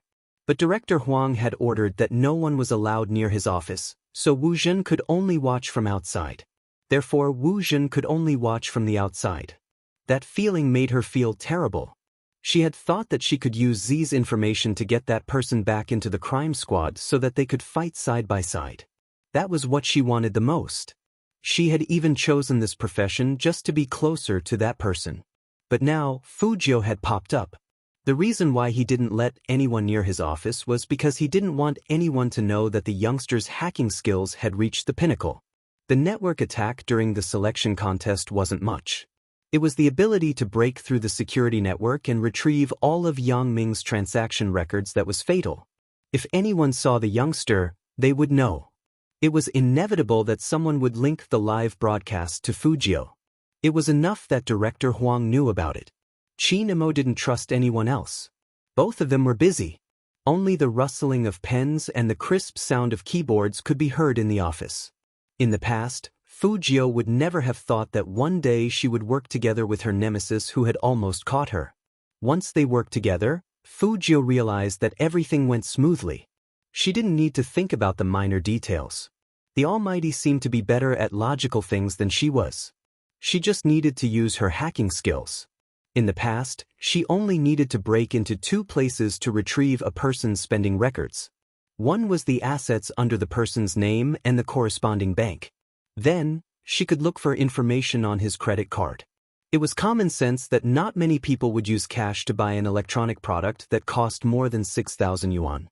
But now, there was Alipay and WeChat. Hence, Fujio needed to break into two trading platforms at once. The food had been sent in. Director Huang personally carried 4 dishes and a soup into the office. There were both meat and vegetables, which whetted one's appetite. Actually, Qin Emo wasn't that particular at times like this. But now that he had the youngster, he was still growing. Hence, Qin Emo wasn't careless when it came to food. After writing down the last key point, he put down his pen and glanced at the youngster in front of the computer. His slender and fair fingers were still typing quickly, and his eyes did not move away from the screen. The facilities in the director's office were not bad. Qin Emo first went to the bathroom to wash his hands, then glanced at the young man. Seeing that Fujio was still in the same state, he bent down and opened the lunchbox that belonged to the young man. Director Huang watched from the side, muttering in his heart. When did Qin Emo learn how to take care of others? Wasn't he a pampered young master? Director Huang was well aware of Qin Mo's misophobia. "Let's eat first," Qin Emo said. "I'm busy." Fujio didn't even raise her head. Her silver hair fell down, and her eyes were fixed on the displayed code. Director Huang's eyes lit up. This little rascal was impressive. He actually rejected Qin Mo's care. Not bad, not bad. If such a person entered the police station, there would be people who wouldn't be afraid of Qin Emo. Awesome. But that wasn't what surprised him the most. After eating a few mouthfuls of food, Qin Emo shifted his chair over. His gaze swept over the screen, and then he looked at the youngster's tightly pursed lips. Chapter 591. Fujio, who was focused on the network attack, didn't know what it was. She opened her mouth subconsciously and didn't reject him at all. She even muttered to herself, "Break into this trading platform, and all his accounts will be exposed. First, we have to avoid their firewall, then plant a virus in them, and try not to be discovered when we retreat." Qin Emo replied as he handed the youngster another mouthful of rice. Director Huang was dumbfounded. What was going on? Fujio opened her mouth without hesitation and chewed 2 mouthfuls. She looked like a cat that was being fed. Even with her noble bloodline, she still looked adorable. Qin Mo's lips curled up a little. Just like that, he ate a mouthful and fed the youngster a mouthful. That handsome side profile didn't seem out of place. Director Huang really wanted to yell at this person. "Hey, I'm still here. Can't you pay attention?" Something wasn't right. Why did he feel like he had discovered a huge secret? Even if Qin Emo had introduced him as his younger brother, Qin Emo wouldn't be able to recognize him. Fine, he would just treat him as his little brother. He never knew that Qin Emo had a brother complex. Director Huang's mind was in a mess. He wanted to squat in a corner and smoke a cigarette to calm himself down. But that overly handsome silver-haired youngster lifted his eyes. "Found it. That tablet is under Yang Ming's name and has nothing to do with that Zhang guy. He bought it last year, before he came to number 1 middle school." Before Fujio could finish her sentence, she saw a piece of tender beef appear in front of her lips. The closest thing to her line of sight was Qin Mo's face, which was as abstinent as a god's. For a moment she felt like she was being bewitched. After Fu Jiu opened her mouth, she realized that she had naturally eaten the food that the Almighty fed her. For the first time in her life, she experienced what it meant to be a feast for the eyes. She also discovered the Almighty's new skill, which allowed him to feed her when she was busy. The main thing was that the Almighty's face was so good that she could eat an extra bowl of rice. Qin Mo saw that the youngster didn't reject the feeding, and there was a hint of a smile in his eyes.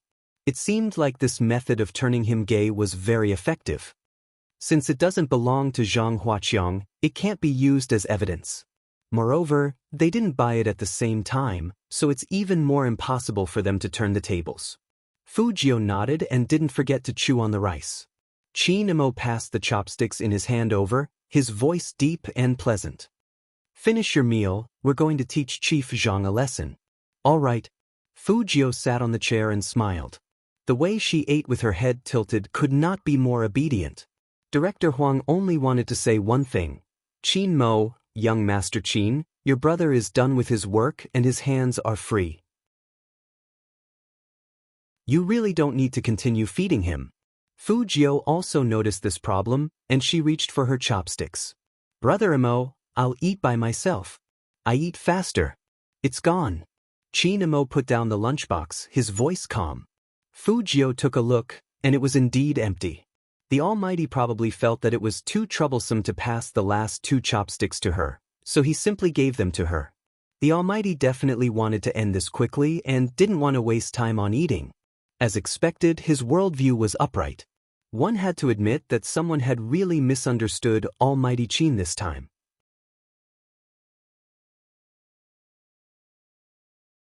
Chapter 592. Director Huang had just calmed down after being forced to feed a huge bowl of dog and wolf.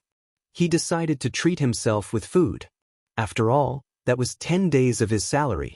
But before he could pick up his chopsticks, Qin Mo had already stood up. He tidied his clothes and said slowly, Director Huang, let's go. Director Huang held a cauliflower in his mouth, looking confused. I've already opened my lunchbox and you're telling me we're leaving. Can you even do that? The youngster watched Director Huang's expression and walked over, patting his shoulder. Director Huang. These 2 rascals, they even bullied him so tacitly. In the interrogation room, Director Zhang was still thinking about his next step. He had already thought of a backup plan. As long as he insisted that the other party had accepted his money, the person who would be suppressing the matter wouldn't be him but the other party. Girls cared about their reputation the most. Besides, the other party was a high school student. There were many more things to consider. Even if the girl wasn't clear about it, her parents would be. Hence, Director Zhang wasn't worried about the victim's rebuttal. All of this was thanks to the girls who had accepted his money before. With the former, the nature of the matter had changed. Director Zhang lowered his lids. Even though his political career would be greatly affected, it didn't matter. After a few years, when no one paid attention to this matter, the topic would naturally die down. When that time came, he could borrow the power of his father-in-law's family to regroup. It wasn't impossible. In the end, it still depended on the influence of the media. The reason why Director Zhang sat still was because he believed there would definitely be some people here who would speak up for him. Otherwise, if he were to fall, the interests of that group of people would also be affected. Some time passed. The police station was surrounded by many interviewers. They could clearly see some anchors holding microphones, facing the camera and saying something. Director Huang, the reporters outside are asking for information, saying that they want to know if the news on the internet is true. Before he could finish his sentence, the reporters rushed in, raising their microphones in front of Director Huang, not giving him a chance to react. There are so many girls in this industry, shouldn't we start from within the school to improve the students' morals? Besides, our station is suspecting that the live stream on the internet is a publicity stunt. The girl with the knife hasn't shown her face yet. If she was really wronged, why didn't she say anything? At the very least, she should have shown her face. What is she afraid of? Is she afraid that her lies will be exposed? The reporters came so fast that they almost got a photo of the two of them. It had to be said that these two people were indeed very skilled.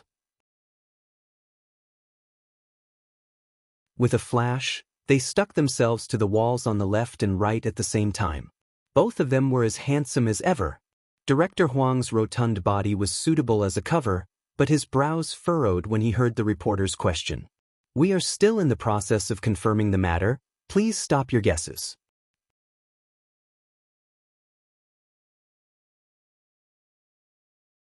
Chapter 593. We will try our best to contact the girl in the video who claims to be the victim. Of course, whether she is innocent or not will depend on the final outcome. Director Huang's chest heaved with anger. Didn't these people learn Chinese? Didn't they understand what he meant? Why did they have to twist his words? In reality, how could the reporters not understand him? But what exactly did the audience want to see? The truth? No, what they wanted to see was one reversal after another. The more unexpected it was, the more attention it would garner. To the media, the most important thing was how to grasp the topic. Besides, their station had sent out a vague message to create words that were beneficial to Director Zhang. They couldn't possibly go against their leader's wishes. Upon seeing this, Fu Jiao and Qin Mo exchanged glances. Both of them were smart enough to see through the trickery. When Director Huang appeared again, he was fuming with anger and sweat. His lips were dry from speaking too much, and his clothes were wrinkled from being squeezed. It wasn't easy for him to escape, but when he saw that the two youngsters were still clean like the rich kids in the comics, he felt even more stifled. But no matter how stifled he was, he still had to get down to business. The public opinion isn't in favor of the victims. Director Huang was concise. Some of them were willing and quite a few of them. In the end, it's all because of the name list provided by Z. Unlike Qin Mo, who already knew about this, Fu Jiao arched a brow. When Fu Jiao heard this, she arched a brow. What name list? Some girls who would cling onto rich men. There were also high school students who were with Zhang, and many of them were willing.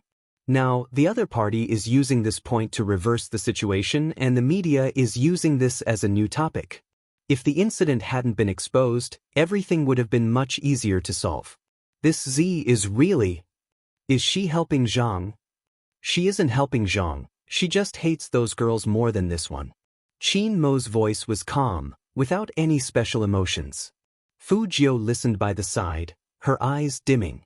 No one knew what she was thinking. Director Huang rubbed his throbbing temples. This matter is getting more and more difficult. There's nothing difficult about it. Qin Mo turned, his face handsome. Call for a press conference. Invite the mainstream media in Jiang City, twist the public opinion. Director Huang widened his eyes. I'll tell you what to say. Qin Mo had one hand in his pocket. Send the notice. Director Huang wanted to glare again. Who exactly was the director? As soon as they heard that there was going to be a press conference, almost everyone with cameras came to the scene. Director Huang stood there, exuding his authority. Qin Mo didn't need to teach him that. If you have any questions, you can ask them one by one. However, there is one thing you must report truthfully. If any media outlet interferes with their own speculations, I have the right to suspect that they are covering up for someone or plagiarizing the topic. Regardless of the situation, I will issue an arrest warrant. As soon as he said this, there were at least 3 reporters who had already edited the headlines out of the document. Director Huang arched a brow. Let's enter the official Q&A session.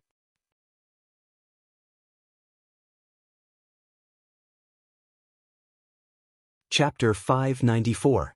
The victim's condition isn't stable. Director Huang stared straight into the camera. I hope everyone can give the victim some privacy. No one is willing to go through such a thing. That person wasn't satisfied with the answer. Director Huang, you haven't announced the outcome of the lawsuit. Since this happened, shouldn't you be seeking justice? That's right, the victim wishes for justice. After Director Huang finished his sentence, he changed the topic.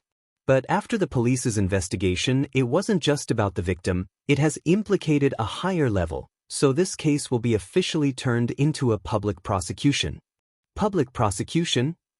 A reporter stood up. which means the victim doesn't intend to press charges? As expected, there was more to it than meets the eye. Director Huang, can the police confirm that the victim didn't receive any financial support? If not, anyone would be able to imagine that even if she needed tuition, she wouldn't have gone to a place like Pure Color. How low was the girl's IQ? She must have known it wasn't a normal place. Why didn't she reject it from the start and even sat in the teacher's car? How could this be explained? It was obvious the reporter came prepared. Every question she asked pointed to one thing. From the beginning, the girl knew what kind of appointment she was going to attend, but she still went. If it wasn't voluntary, then what was it? To Li Mengran, this was a fatal flaw. If she couldn't answer this question, she would lose the entire game. In the future, no matter where Li Mengran went, people would say that she wasn't a good person and so was the official, one selling and the other buying. In reality, was that really the case? It wasn't. But a person's heart was like a snake trying to swallow an elephant. People often said that knives couldn't kill, those with immoral mouths were the real chopsticks. There were too many examples like this. More and more people were obsessed with their own guesses, even thinking that they were the rational ones. Those kind-hearted people were all white lotuses, using their evil hearts to figure out the situation. Then, they started to wantonly stir up public opinion. They questioned why the victim did not come forward, questioned the motive of the girl at that time, and even directly said that the girl's motive was not pure at that time, and that she wanted money. The reason why those close to Chief Zhang dared to let the reporters do this was because they knew that there were too many keyboard warriors on the internet who could uphold justice for them. So many questions had given them a chance to turn the tables. The keyboard warriors still thought so. After all, they were smart enough to look at things. Yes, they were indeed smart. They even thought deeply about things and guessed that the victim already knew what the appointment was. However, they had lost the most fundamental part of being human. That was human nature. Their cleverness was built on the pain of a girl. When these questions were asked one by one, the girl who shouldn't have to bear the pressure the most was bearing these words that scared her. Director Huang stood there, his expression ugly. The reporter smirked. Director Huang, is this question that hard to answer? Director Huang clenched his fists, trying his best to remind himself that he was still a director. He couldn't just jump over and smash the other party to death. Just when the reporter thought that everything was settled.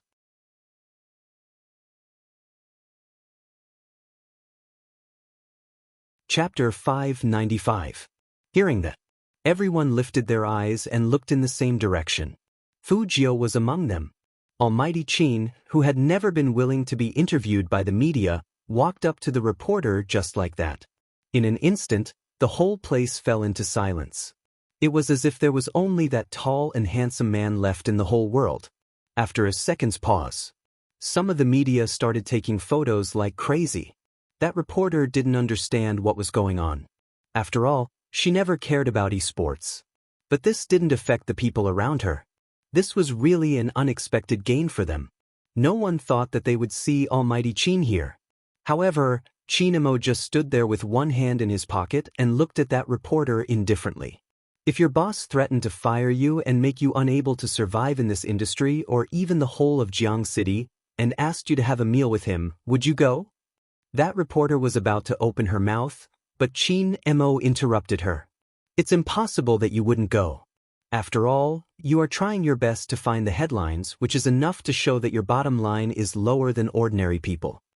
The reporter wants to go crazy. Qin-mo's handsome face was still very indifferent. Of course, this topic has always been harsh on women. I'm not a woman, but I understand that when women work, they face more problems than men. After overcoming so many problems, I can't just leave because of something like this. After all, life has to go on. Some women need this job. Whether it's in the pantry or when discussing clients, when they encounter harassment like this, even adults will want to endure it.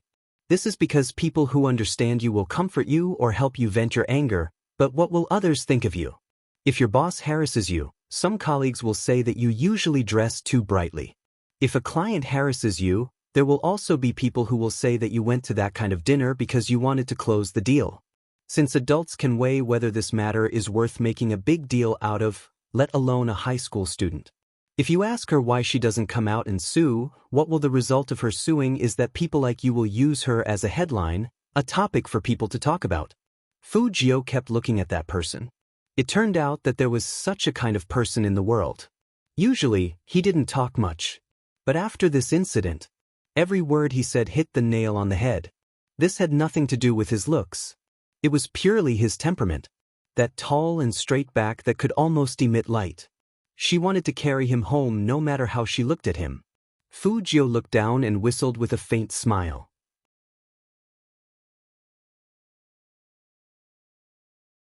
Chapter 596.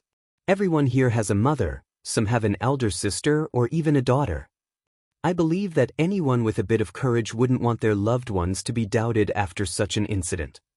With that, Chin Mo paused and lifted his lids. It was that handsome face that could overwhelm all living things. It's time to give justice to those who want to speak up but don't have the strength to. In that instant, the entire atmosphere of the scene changed. No one asked any more questions, because there was no need for any. After being in the industry for so many years, some of them might have lost too much of their conscience for the sake of gossip. But at the end of the day, they were still human. If they didn't give justice to the girl today, in the future, if their daughters encountered the same thing, would they be treated the same way? More than half of the people put down their microphones and cameras. Only a few people who had connections with Chief Zhang didn't dare to speak anymore. Because the reporter who asked the question just now was an example. Everyone was looking at her. That gaze seemed to be saying, "You don't deserve to be a reporter." That reporter's face turned pale. She didn't expect to be slapped in the face like this. At this moment, everyone was extremely clear. Chin Mo's words had the effect of turning the tide. Fujio also retracted her previous thoughts. Persuasiveness and appearance were definitely linked. For example, the Almighty. Even if he just stood there and didn't say a word, she would still want to bring him home. In a trance. She remembered after that person left. She locked herself in her room and hugged that person's favorite stuffed animal, telling herself, "Z, be a hacker who can save people." Yes, save people. In fact, she wasn't that kind. But that was the trust that had supported her to this day. And now, she found that she trusted the same person as she did. That was why she didn't want to be enemies with the Almighty. They were in different camps. But that didn't affect her admiration for the Almighty. Fujio even wanted to drug the Almighty and carry him back to Fifth Avenue. But with the Almighty's skills, what if he got angry after waking up? Fujio raised her eyebrows in pity. She glanced sideways and met Wu Zhen's gaze. Wu Zhen was looking at Fujio. Her eyes dimmed. Although she quickly smiled at her, it didn't seem sincere. She slowly walked towards Fujio. Fujio stuffed one hand into her trouser pocket, her eyes unchanging. Wu Zhen glanced in Chin Mo's direction before whispering to Fujio, "Brother Mo is handsome, right?" "Yes, very handsome." Fujio held the lollipop in her mouth without any change in her expression. Wu Zhen suddenly felt that the other party was harder to deal with than she had imagined. But it did not matter. She liked to get straight to the point. "I heard your fans like to talk about you and Brother Mo together." Fujio glanced at her and didn't say anything.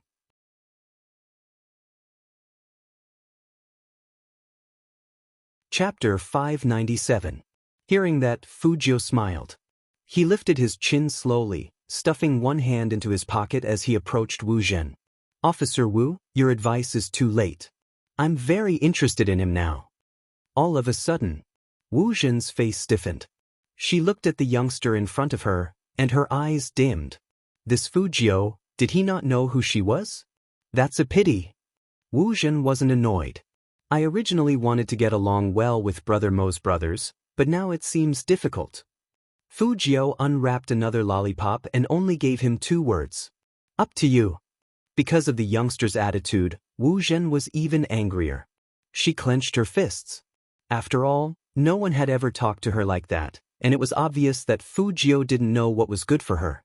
But she didn't continue, and instead, a faint smile appeared on her lips.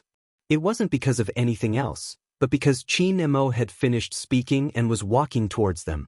Wu Jin had never interfered with his life in front of Qin Mo, and she had always been natural and unrestrained. For example, in high school, when she saw some victims getting close to Qin Mo because of a case, no matter how jealous she was, she wouldn't do anything in front of Qin Mo. Because Wu Jin knew that once that person realized her thoughts, he would definitely be disgusted with her. Wu Jin knew when to step back. After seeing Qin Mo, she immediately said, "Brother Mo, that Chief Zhang's lawyer is here. He's right behind us. Do you want to meet him?" "No need." Qin Mo's tone was indifferent, and he didn't even look at Wu Jin. He reached out and pulled the youngster over, walking towards the deepest part of the room. There were many reporters behind the two of them, but Qin Mo didn't care. He lowered his voice and said slowly in Fu Jiu's ear, "Did you forget what I said again? Do you believe that I'll lock you up if you continue to flirt?" "Brother Mo, you've really wronged me this time." Fu Jiu laughed lightly. "I've never been interested in the police, especially someone like Miss Wu." Hearing that, Qin Mo raised his eyebrows, but he didn't let go of the youngster. Instead, he brought Fu Jiu into the interrogation room. Wu Jin, who had been ignored, felt a sense of jealousy that she had never felt before. He was just taking advantage of the fact that he was a boy and a member of the Supreme Alliance, which made it easier for him to get close to that person. That was why he dared to speak to her like that. After all, Brother Mo wouldn't be so guarded against a boy. Wu Jin narrowed her eyes. It seemed like she needed to investigate this Fu Jiu. She couldn't stand the fact that Brother Mo had such a scheming boy by his side. Meanwhile, Chief Zhang, who was sitting in the interrogation room, had already received news of his lawyer's arrival. This was undoubtedly good news. The appearance of the lawyer meant that the situation had been reversed. Chief Zhang still trusted his business partners. It was easy to make use of the public speculations to create public opinion. Even if Chief Zhang didn't step out, he could imagine that everyone's attention had already shifted from him to the girl. There would definitely be questions.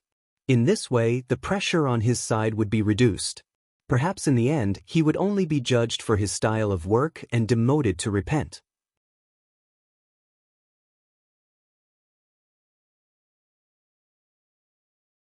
Chapter 598. That girl was even more confused. She had allowed him to sleep with her, no one would be at a disadvantage. But this was the way to resolve it. She was really looking for trouble. He had said that no one could control him, but she hadn't believed him. Now, that girl had to pay the price for her insolence. Chief Zhang straightened his clothes. He had expected to see his lawyer when he opened the door again, but he hadn't expected to see him. Unexpectedly, it was the young Master Qin they had wanted to talk to when they first arrived in Jiang City. In the next second, Chief Zhang stood up. But before he could greet him, the policeman who followed him unlocked his wrists. "What are you doing?" Chief Zhang's eyes narrowed at the sudden turn of events. Qin Mo stood there, his voice calm. "Of course we are bringing Chief Zhang to court." "Court?" Chief Zhang lifted his head abruptly. "I can go to court, but I have to meet my lawyer." Qin Mo glanced at him, tilting his head as he lit his cigarette. "If Chief Zhang wants to tell your lawyer that the girls you hurt took your money and willingly had sex with you, you don't have to go through this process. The live stream video and the police investigation have already confirmed Chief Zhang's crimes. It also proved that the victims didn't receive any benefits and were forced. You can try to defend yourself and tell the judge, but I'm not going to let you off the hook." When Chief Zhang heard this, his expression changed. No, that wasn't how things should be. The public opinion should have been directed. The police shouldn't have decided on his crimes so quickly. "I want to make a call." Chief Zhang shouted at the people beside him. The few policemen glanced at Qin Mo. Qin Mo arched a brow. "Chief Zhang, you want to call chiefly? The disciplinary officer should be there by now. In half an hour, he will accompany you to the trial and explain how he helped you create public opinion to cover up your crimes." Chief Zhang had been full of confidence previously, but now he was paralyzed.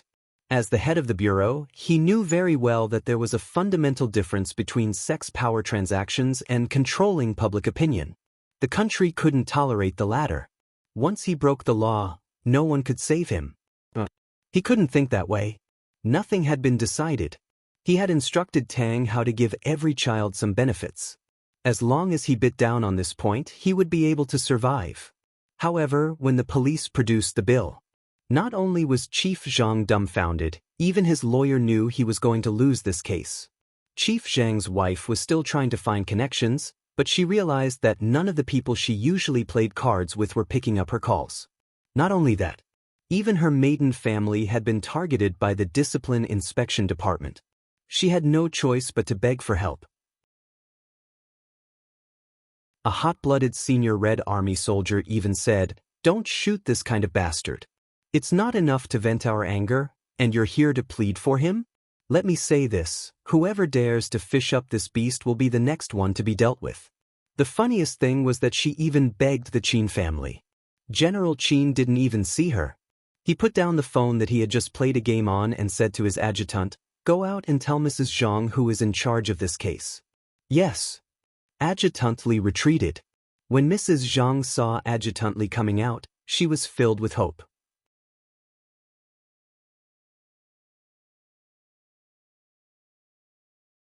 Chapter 599. Movie Queen and walked out, glancing outside before asking Admiral Qin, "What is she here for?" "She wants to plead for our son." As General Qin spoke, he stretched out his hand and pulled the man over. Movie Queen and shook her head solemnly. "There's no hope for her, our son doesn't care about relationships." "Alright, how's your gaming practice going?" "A little more." Admiral Qin pretended to be troubled. "I can't use my skills properly." At this moment, Deputy Li had returned. As it turned out, Adjutant Li was a good adjutant who understood the thoughts of his superior. He didn't mention anything about the boss killing 3 people in one go in the game. Instead, he wisely retreated to the living room.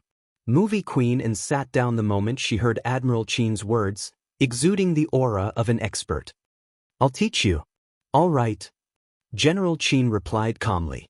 He wanted to change the method. Sometimes, games weren't necessarily a bad thing. However, Movie Queen An's next sentence made him unhappy. "Once you've mastered it, I'll get Gio to carry us." "Gio?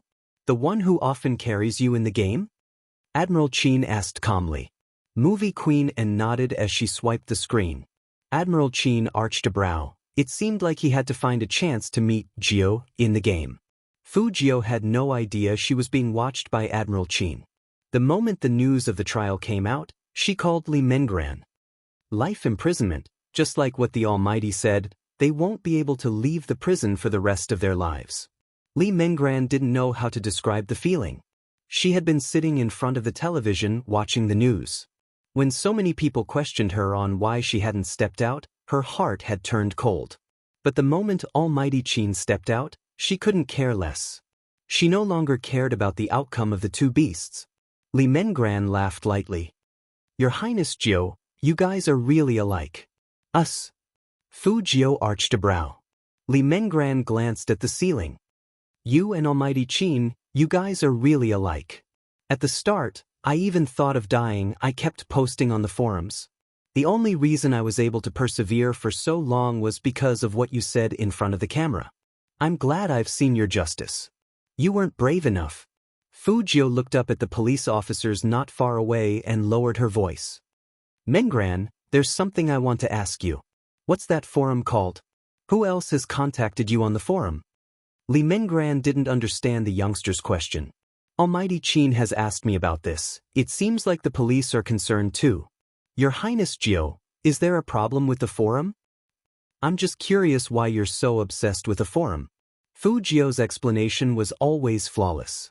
Li Mengran lowered her voice. "Because there will be people consoling me there, but it's not direct contact. They will reply to my post.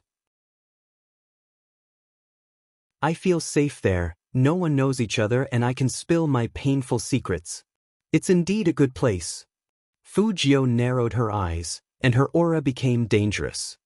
"If possible, can you send it to me so that I can have a look?"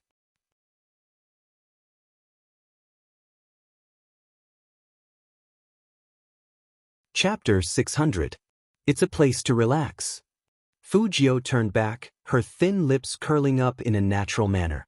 After answering Chinmo's question, she said to the other end of the line, "Mengran, I'll hang up first.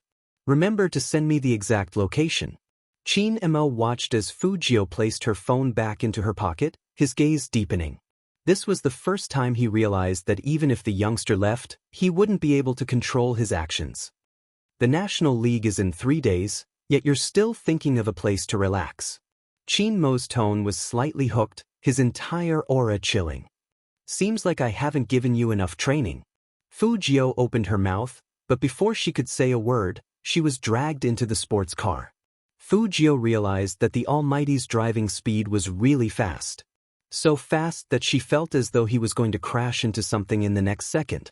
Chinmo's eyes were filled with malice. As soon as he heard the youth say the 2 words, "Mengran," he couldn't control himself. Chinmo knew very well that the most difficult thing to forget was first love. But even so, he was still jealous. He was starting to worry that if the youngster couldn't resist looking for Li Mengran again, what would he do? The moment he thought of this, Chinmo's heart felt as though it was being stung by an invisible force. That was the only feeling he had. His hands tightened on the steering wheel. In the end, he calmed himself down. And Chinmo's standard for calming himself down was that he wouldn't give the youngster a chance. You could call him domineering or selfish. He wanted to keep him by his side and slowly break him down. Fujio couldn't understand why the Almighty was looking at her with such a gaze. How should she put it? It was murderous and dangerous. He was probably still angry at her for making a move. At this moment, the phone in her pocket vibrated. Fujio tilted her head to look.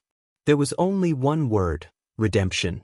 She didn't hesitate, opening the webpage to search for the forum that Li Mengran had sent her. But at this moment, Fujio realized that the forum wasn't accessible to just anyone. It required an invitation code. Fujio was almost 100% sure that there was something wrong with the forum. That was because most forums would open up this function to visitors. But this forum had extremely high requirements for members. This was not normal. Anyone who made a forum on the internet wanted to increase the number of visitors and topics, which was also commonly known as traffic. However, once this kind of restriction was made, it would mean that a large portion of the traffic would be lost. Then how could its profits be high? Even if they needed an invitation code, there would still be a lot of people wanting to join. Fujio knew that there were 2 types of situations. One was that some pornographic forums were afraid of being caught, so they needed this kind of invitation code. The other was the hacker's exclusive forum, which required an invitation code to enter. However, it was obvious that this forum was not one of them. What concerned Fujio the most was that even under such circumstances, the number of visits to the forum was surprisingly high. If it was as Li Mengran had said, everyone here would share their painful secrets here. Then the existence of this forum itself was a negative product. Psychologists have long done research. If you are with someone who is depressed, the chances of you becoming depressed are far greater than the chances of that person becoming optimistic.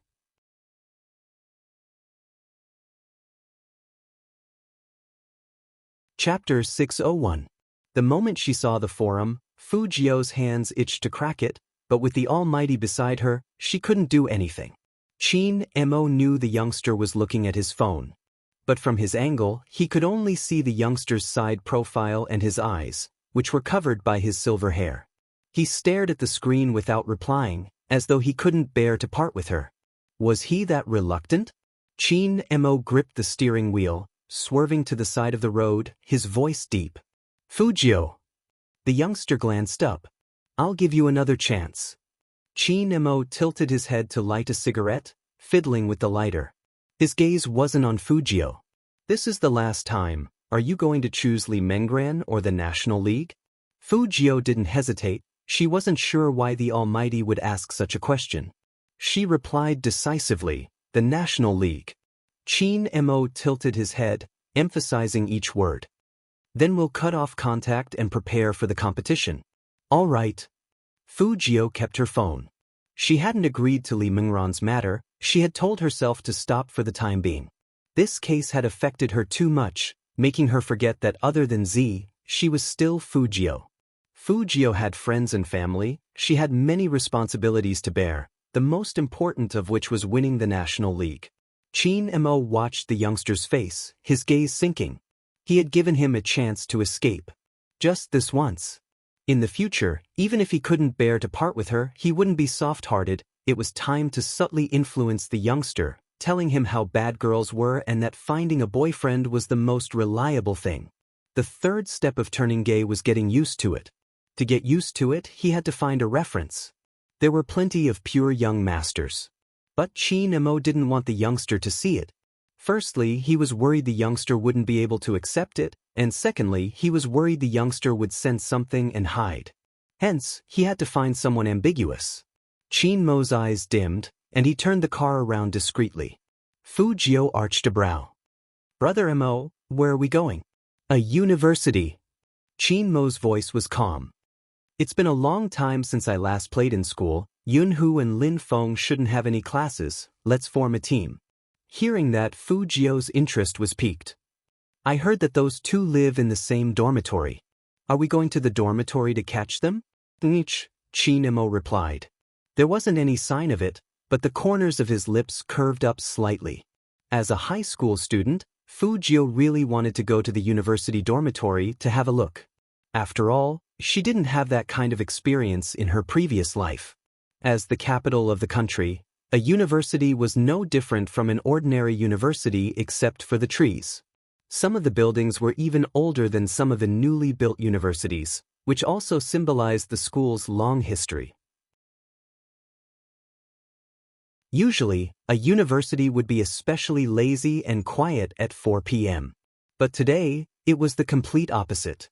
Ever since Fu Jio and Chin Mo stepped into the school, the screams hadn't stopped. It was because these two people were too eye-catching.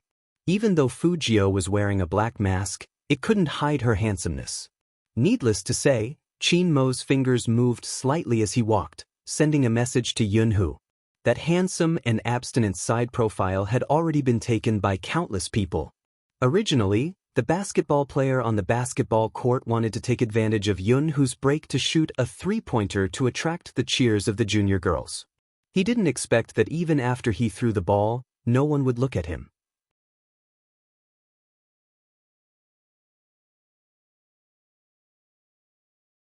Chapter 602. The commotion caused wasn't small. Even Yunhu, who was drinking mineral water, glanced over. He wouldn't have known if he hadn't looked, but after that, he understood why the crowd was so crazy. But it was strange. Why did Captain want to come to a university? The moment Yunhu stood up, the person behind him threw the basketball in his hand. "Young Master Yun, where are you going? Just say it if you're afraid." What he had said. Yunhu wasn't the only one who heard it. The surrounding audience could hear it too. Of course, that included Fu Jio and Chin Mo. The two of them weren't seated. One was wearing a black mask while the other had a hand in his pocket. They stood there, tall and slender, arching their brows. The man didn't notice the subtle atmosphere. Instead, he took a step forward and pointed. "Since you chose to major in programming, you should be a good otaku. What's so great about playing games? Don't go around seducing girls just because you're handsome, understand?" Yunhu glanced back, looking at him. "I don't understand." "You." The person scoffed. "You won't listen to my advice? Then let's fight on the court." "What's the meaning of not going on the court?"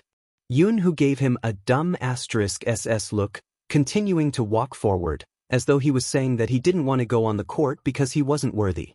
The person was infuriated, his eyes narrowing. "I think you only know how to follow behind Lin Feng. Are you having fun being gay?" With that, Yunhu placed his backpack down, his gaze icy.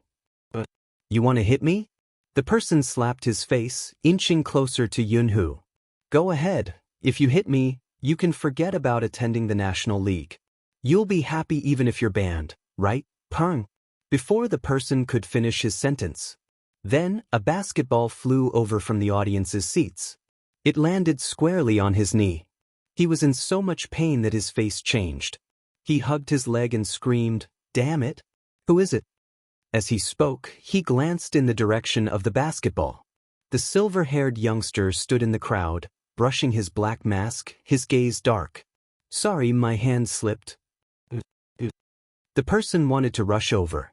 Another basketball flew over. This time, it wasn't his leg that was hit, but his face. Bang. That person fell backward with a thud. The dizziness in front of his eyes was simply too much. His hand touched his nose, red. Damn it. Who was it this time? The moment the man sat up, Yi Zichen looked at him. The main culprit, Qin Mo, had already walked to his side. He said faintly, "My hand is slippery too. People who play games usually have slippery hands." You guys? That person was about to curse. Yun Hu tugged his jacket. Didn't you want to pick? Come on. The surrounding people knew that Yun Hu was going to be angry today. Actually, Yun Hu had already mentioned that he wouldn't be playing during this period of time because the National League was around the corner. He didn't want any accidents to happen to his hand. But today, this person had obviously touched Yun Hu's reverse scale. Brother Hu, we can't do it. Since they were all from the programming department, they were really afraid that these sports students would do something. What's more, with their skills, how could they beat the other team? Softening before the battle even began. Yun Hu frowned.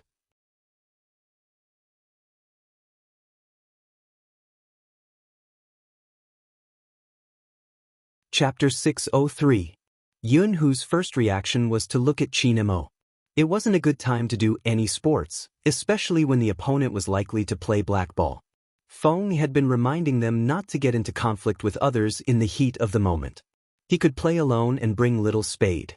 If something really happened, Supreme Alliance would lose two main players. But Little Spade had already taken off his jacket, and their captain didn't seem to want to stop him. Yun Hu opened his mouth, wanting to remind him. You have never played together before. Qin Mo's voice was calm. Treat basketball as an esports game and practice. Yun Hu was smart enough to agree in a low voice. Okay. With Qin Mo's words, Yun Hu relaxed. Sometimes, the experience of a team could be accumulated not only from the esports game, but also from the little things. Fu Jiao had already picked up a basketball. Before she went on the court, she decided to tease the Almighty. Brother Mo, do I get a reward if I win? Qin Mo looked at the youngster who was approaching him and suddenly smiled. Of course. Then I'll work harder. Fu Jiao thought that according to the Almighty's character, the reward must be very valuable. She would feel sorry if she didn't win. The troublemaker saw Fu Jiao on the court, rubbed his face, and said viciously, "Let's show him what it means to play basketball." Don't worry, he's just a small guy.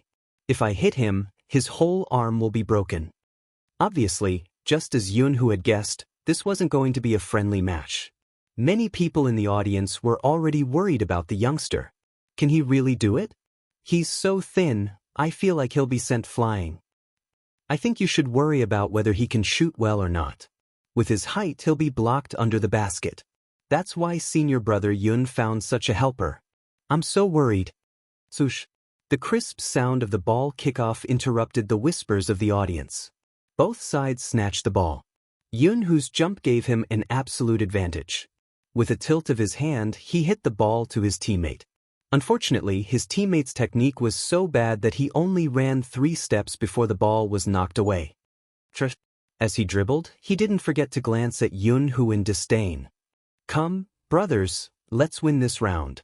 Just as he was feeling proud of himself, he saw a figure with a half-bent waist swept past his left side with a swoosh. The figure's speed was very fast, so fast that no one could react, and the ball in their hands was gone. Bastard! That person cursed and quickly retreated to defend. But it was too late. Swoosh! He dribbled the ball perfectly and hit the bullseye. Then, the young man landed on the ground, his silver hair fluttering in the wind, looking indescribably handsome. Instantly, the entire audience was in an uproar. It was too fast. It was too fast. The sports students of a university were not weak. In fact, they were among the best in the university league. The reason why that person often caused trouble for Yun Hu was because he had lost to Yun Hu in the past. He wanted to pull Yun Hu into his team, but he was rejected. Hence, Because of this, he couldn't help finding trouble with Yunhu. Every time, he would lose and he wouldn't learn to behave. In the past, Yunhu didn't have anyone to cooperate with him. It would be very strenuous to fight a battle. But today, the situation was obviously different.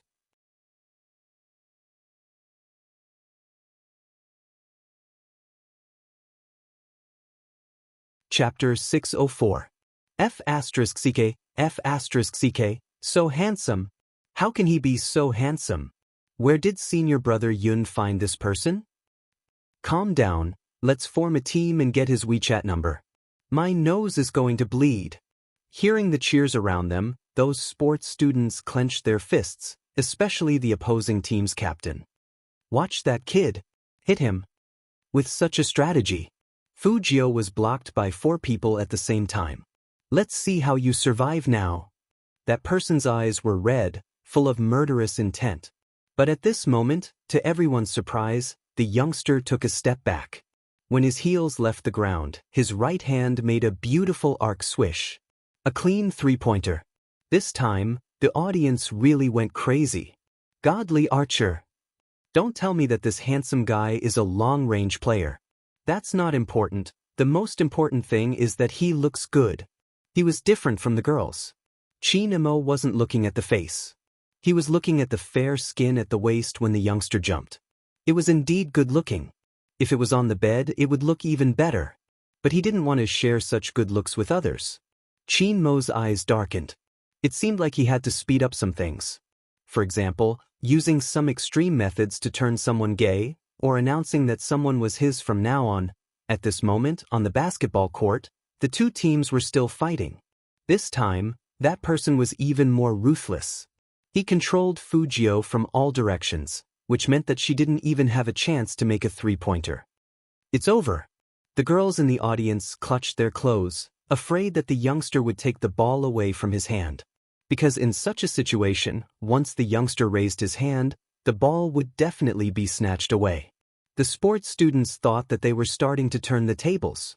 But at this moment, the youngster threw the ball to the bottom right corner. The sports students laughed, thinking that he couldn't hold on any longer. But no one expected that just when they thought they would block the ball, Yunhu would appear at that exact spot. With a beautiful step, he made a perfect layup. Swish. Another point. 3 consecutive wins. The sports students were really confused. They were so focused on guarding against the youngster that they forgot about Yunhu. Soon they realized. It wasn't that they were confused. Instead, the 2 of them had actually figured out a way to team up in the previous match. While they were entangling this person, that person would follow them. In addition, the 2 of them had a lot of feints, so it was impossible to defend against them. As the last 3-pointer fell, the sports students had fallen behind by more than 20 points. Most importantly, the other side really only had those 2 players. The rest of the players were just passing the ball. Sometimes they would even lose the ball. In other words, they lost to the opponent in a 5v2? He had never been so humiliated before. The sports students looked at each other. In the end, they took their things and quickly left. On the other hand, Yunhu wiped the sweat off his forehead. I didn't expect you to jump so high. That's nothing. Fujio wanted to be humble and admire her handsomeness. However, Chinemo walked over at this moment and said faintly, for a wall-jumping scholar, this is indeed nothing.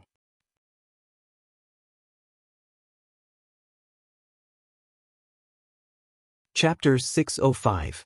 Even Fujio, who was always calm, didn't expect that the Almighty would do something like this. All she could smell was the familiar smell of tobacco and her slow heartbeat. All the noise was gone. Being hugged by the Almighty like this gave her an indescribable feeling. If she hadn't put her arms in front of her chest in time, the consequences would have been unimaginable. Just when Fujio let out a sigh of relief, the audience was dumbfounded. What was going on? Was it a celebration? But they had never seen a celebration like this. Yunhu's hand paused, and his expression was hard to describe. The world was big, and there were fujoshis everywhere, especially on a university campus. Seeing such a scene, one would feel sorry for themselves if they didn't think about it. Soon, there were discussions all around. Is that a couple? Looks like it. I have never seen such a handsome couple, and they are so bold. TSK, flaunting their love. What bold, flaunting their love? Fujio wanted to tell those girls that they were thinking too much. But, Brother Mo, there are so many people here. Isn't it inappropriate to hug me like this? Fujio reached out to push him away. Chinamo didn't let go. Isn't this the reward you want? Fujio. So the reward the Almighty was talking about was this? What? You don't like me? The Almighty raised his eyebrows, and when he turned his face to speak, his warm breath hit her ear. That look could easily make a girl blush and her heart beat faster. Right at this moment, an exclamation came from behind them. Captain, what are you doing? The person who exclaimed was none other than Lin Feng, who had rushed over angrily after hearing that the sports students were causing trouble again. He had even stopped writing his thesis. But he really didn't expect to see such a scene when he arrived at the scene. To be honest, he was very shocked. Chinamo, who was interrupted, slowly narrowed his eyes. Fujio finally found a reason to stop hugging him. She turned around and said to Lin Feng, "Don't think too much. This is the reward Brother Mo gave me." What reward? He just wanted to ask what the reward was that required a hug. Fujio, I won the basketball game. Lin Feng didn't believe him. He pulled him aside and said in a low voice, "Little Spade, tell me honestly, did you ask Captain for this reward?" Yes and no. Fujio looked back at the Almighty. Lin Feng shook his head. I thought you would give up on Captain after you got a girlfriend. I didn't expect you to still be so infatuated. But Captain is really nice. He didn't make you look bad even though he knows you have a crush on him. Crush? Fujio thought that it couldn't be. Could it be that her actions hadn't been cleared up by the Almighty? She thought that after such a long time together, the Almighty had already forgotten that she wanted to provide for him. As expected, it was hard to erase a dark history. Thinking about it this way, it made sense for the Almighty to give her a hug as a reward. After all, the Almighty had always been indulgent to his little brother. However, there is one thing that I have to remind you of. Although you will be very sad after hearing this news, Lin Feng said with a solemn expression. Fujio raised her eyebrows. What? Last night at the convenience store opposite Pure Color, Captain went on a date with a pretty girl. Lin Feng lowered his voice. And they were very affectionate. They kissed for a long time in front of us.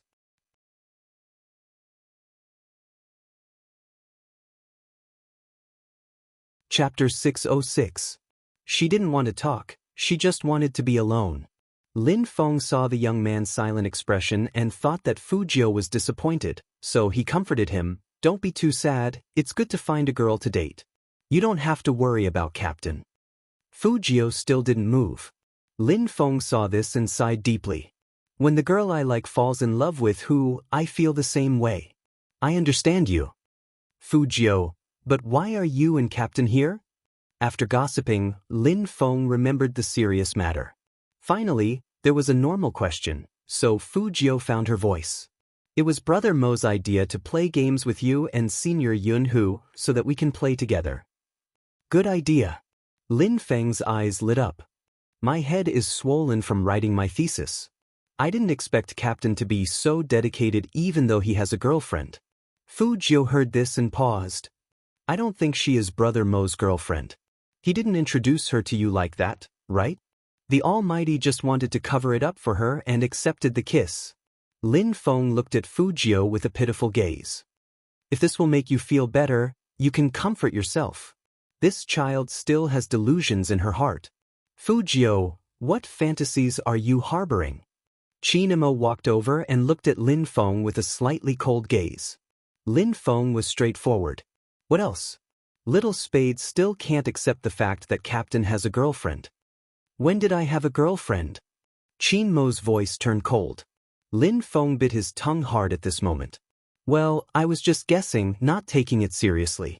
It was the beauty that Captain had a date with at the convenience store last night. Fujio wanted Lin Feng to shut up, but it was too late. After hearing Lin Feng's words, Yun-hoo's expression became even more indescribable. He directly pulled Lin Feng to his side and cleverly changed the topic. It's almost 6 o'clock now. If you really want to train with the team, do you want to have dinner in advance? Okay, dinner is good. As Lin Feng spoke, he didn't forget to nudge Yun-hoo with his shoulder. Good job, brother. Captain probably isn't willing to talk about what happened yesterday. Yun-hoo glanced at the person who was 3 centimeters shorter than him. His face was extremely good-looking, even his eyes were round like a tiger's. He thought to himself, forget it, it's better for this guy to be a little stupid. As he thought of this, he couldn't help but pat Lin Feng's head. For people with completely different styles together, his actions were so loving. This was simply giving benefits to Fujoshis. The basketball court of a university could no longer hear anything other than the sweetness that surrounded their ears. Chi Nemo walked to Fujio's side and raised his eyebrows at the youngster. You can't accept me finding a girlfriend? Hearing this, Fujio felt that some things had to be explained. Otherwise, his dark history would never be washed away. Brother Mo, have you ever been at the age where you don't think before you do things, mistaking admiration for affection? Fujio opened her mouth, her eyes clear. Just like what I said before, keeping Brother Mo as my mistress was purely out of admiration. What I meant was...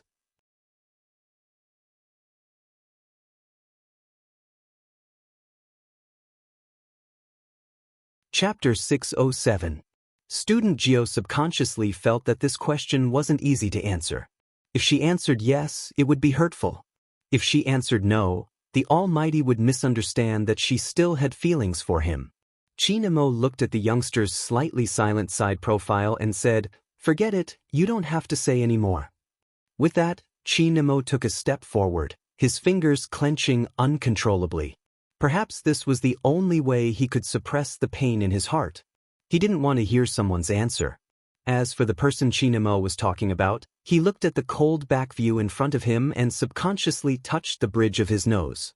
Lin Feng, who was sensitive in certain aspects, leaned over and looked at the 2 strands of silver hair on the youngster's head. Little Spade, what did you just say? Why do I feel like Captain is a little angry with you? The youngster glanced back at Lin Feng and said slowly, if you ever mention anything about me having a crush on him in front of me and Brother Mo again, I'll post the photo of you cross-dressing to a university's Tieba forum. Lin Feng said, no, Little Spade, you can't vent your anger on your brother even if you are upset.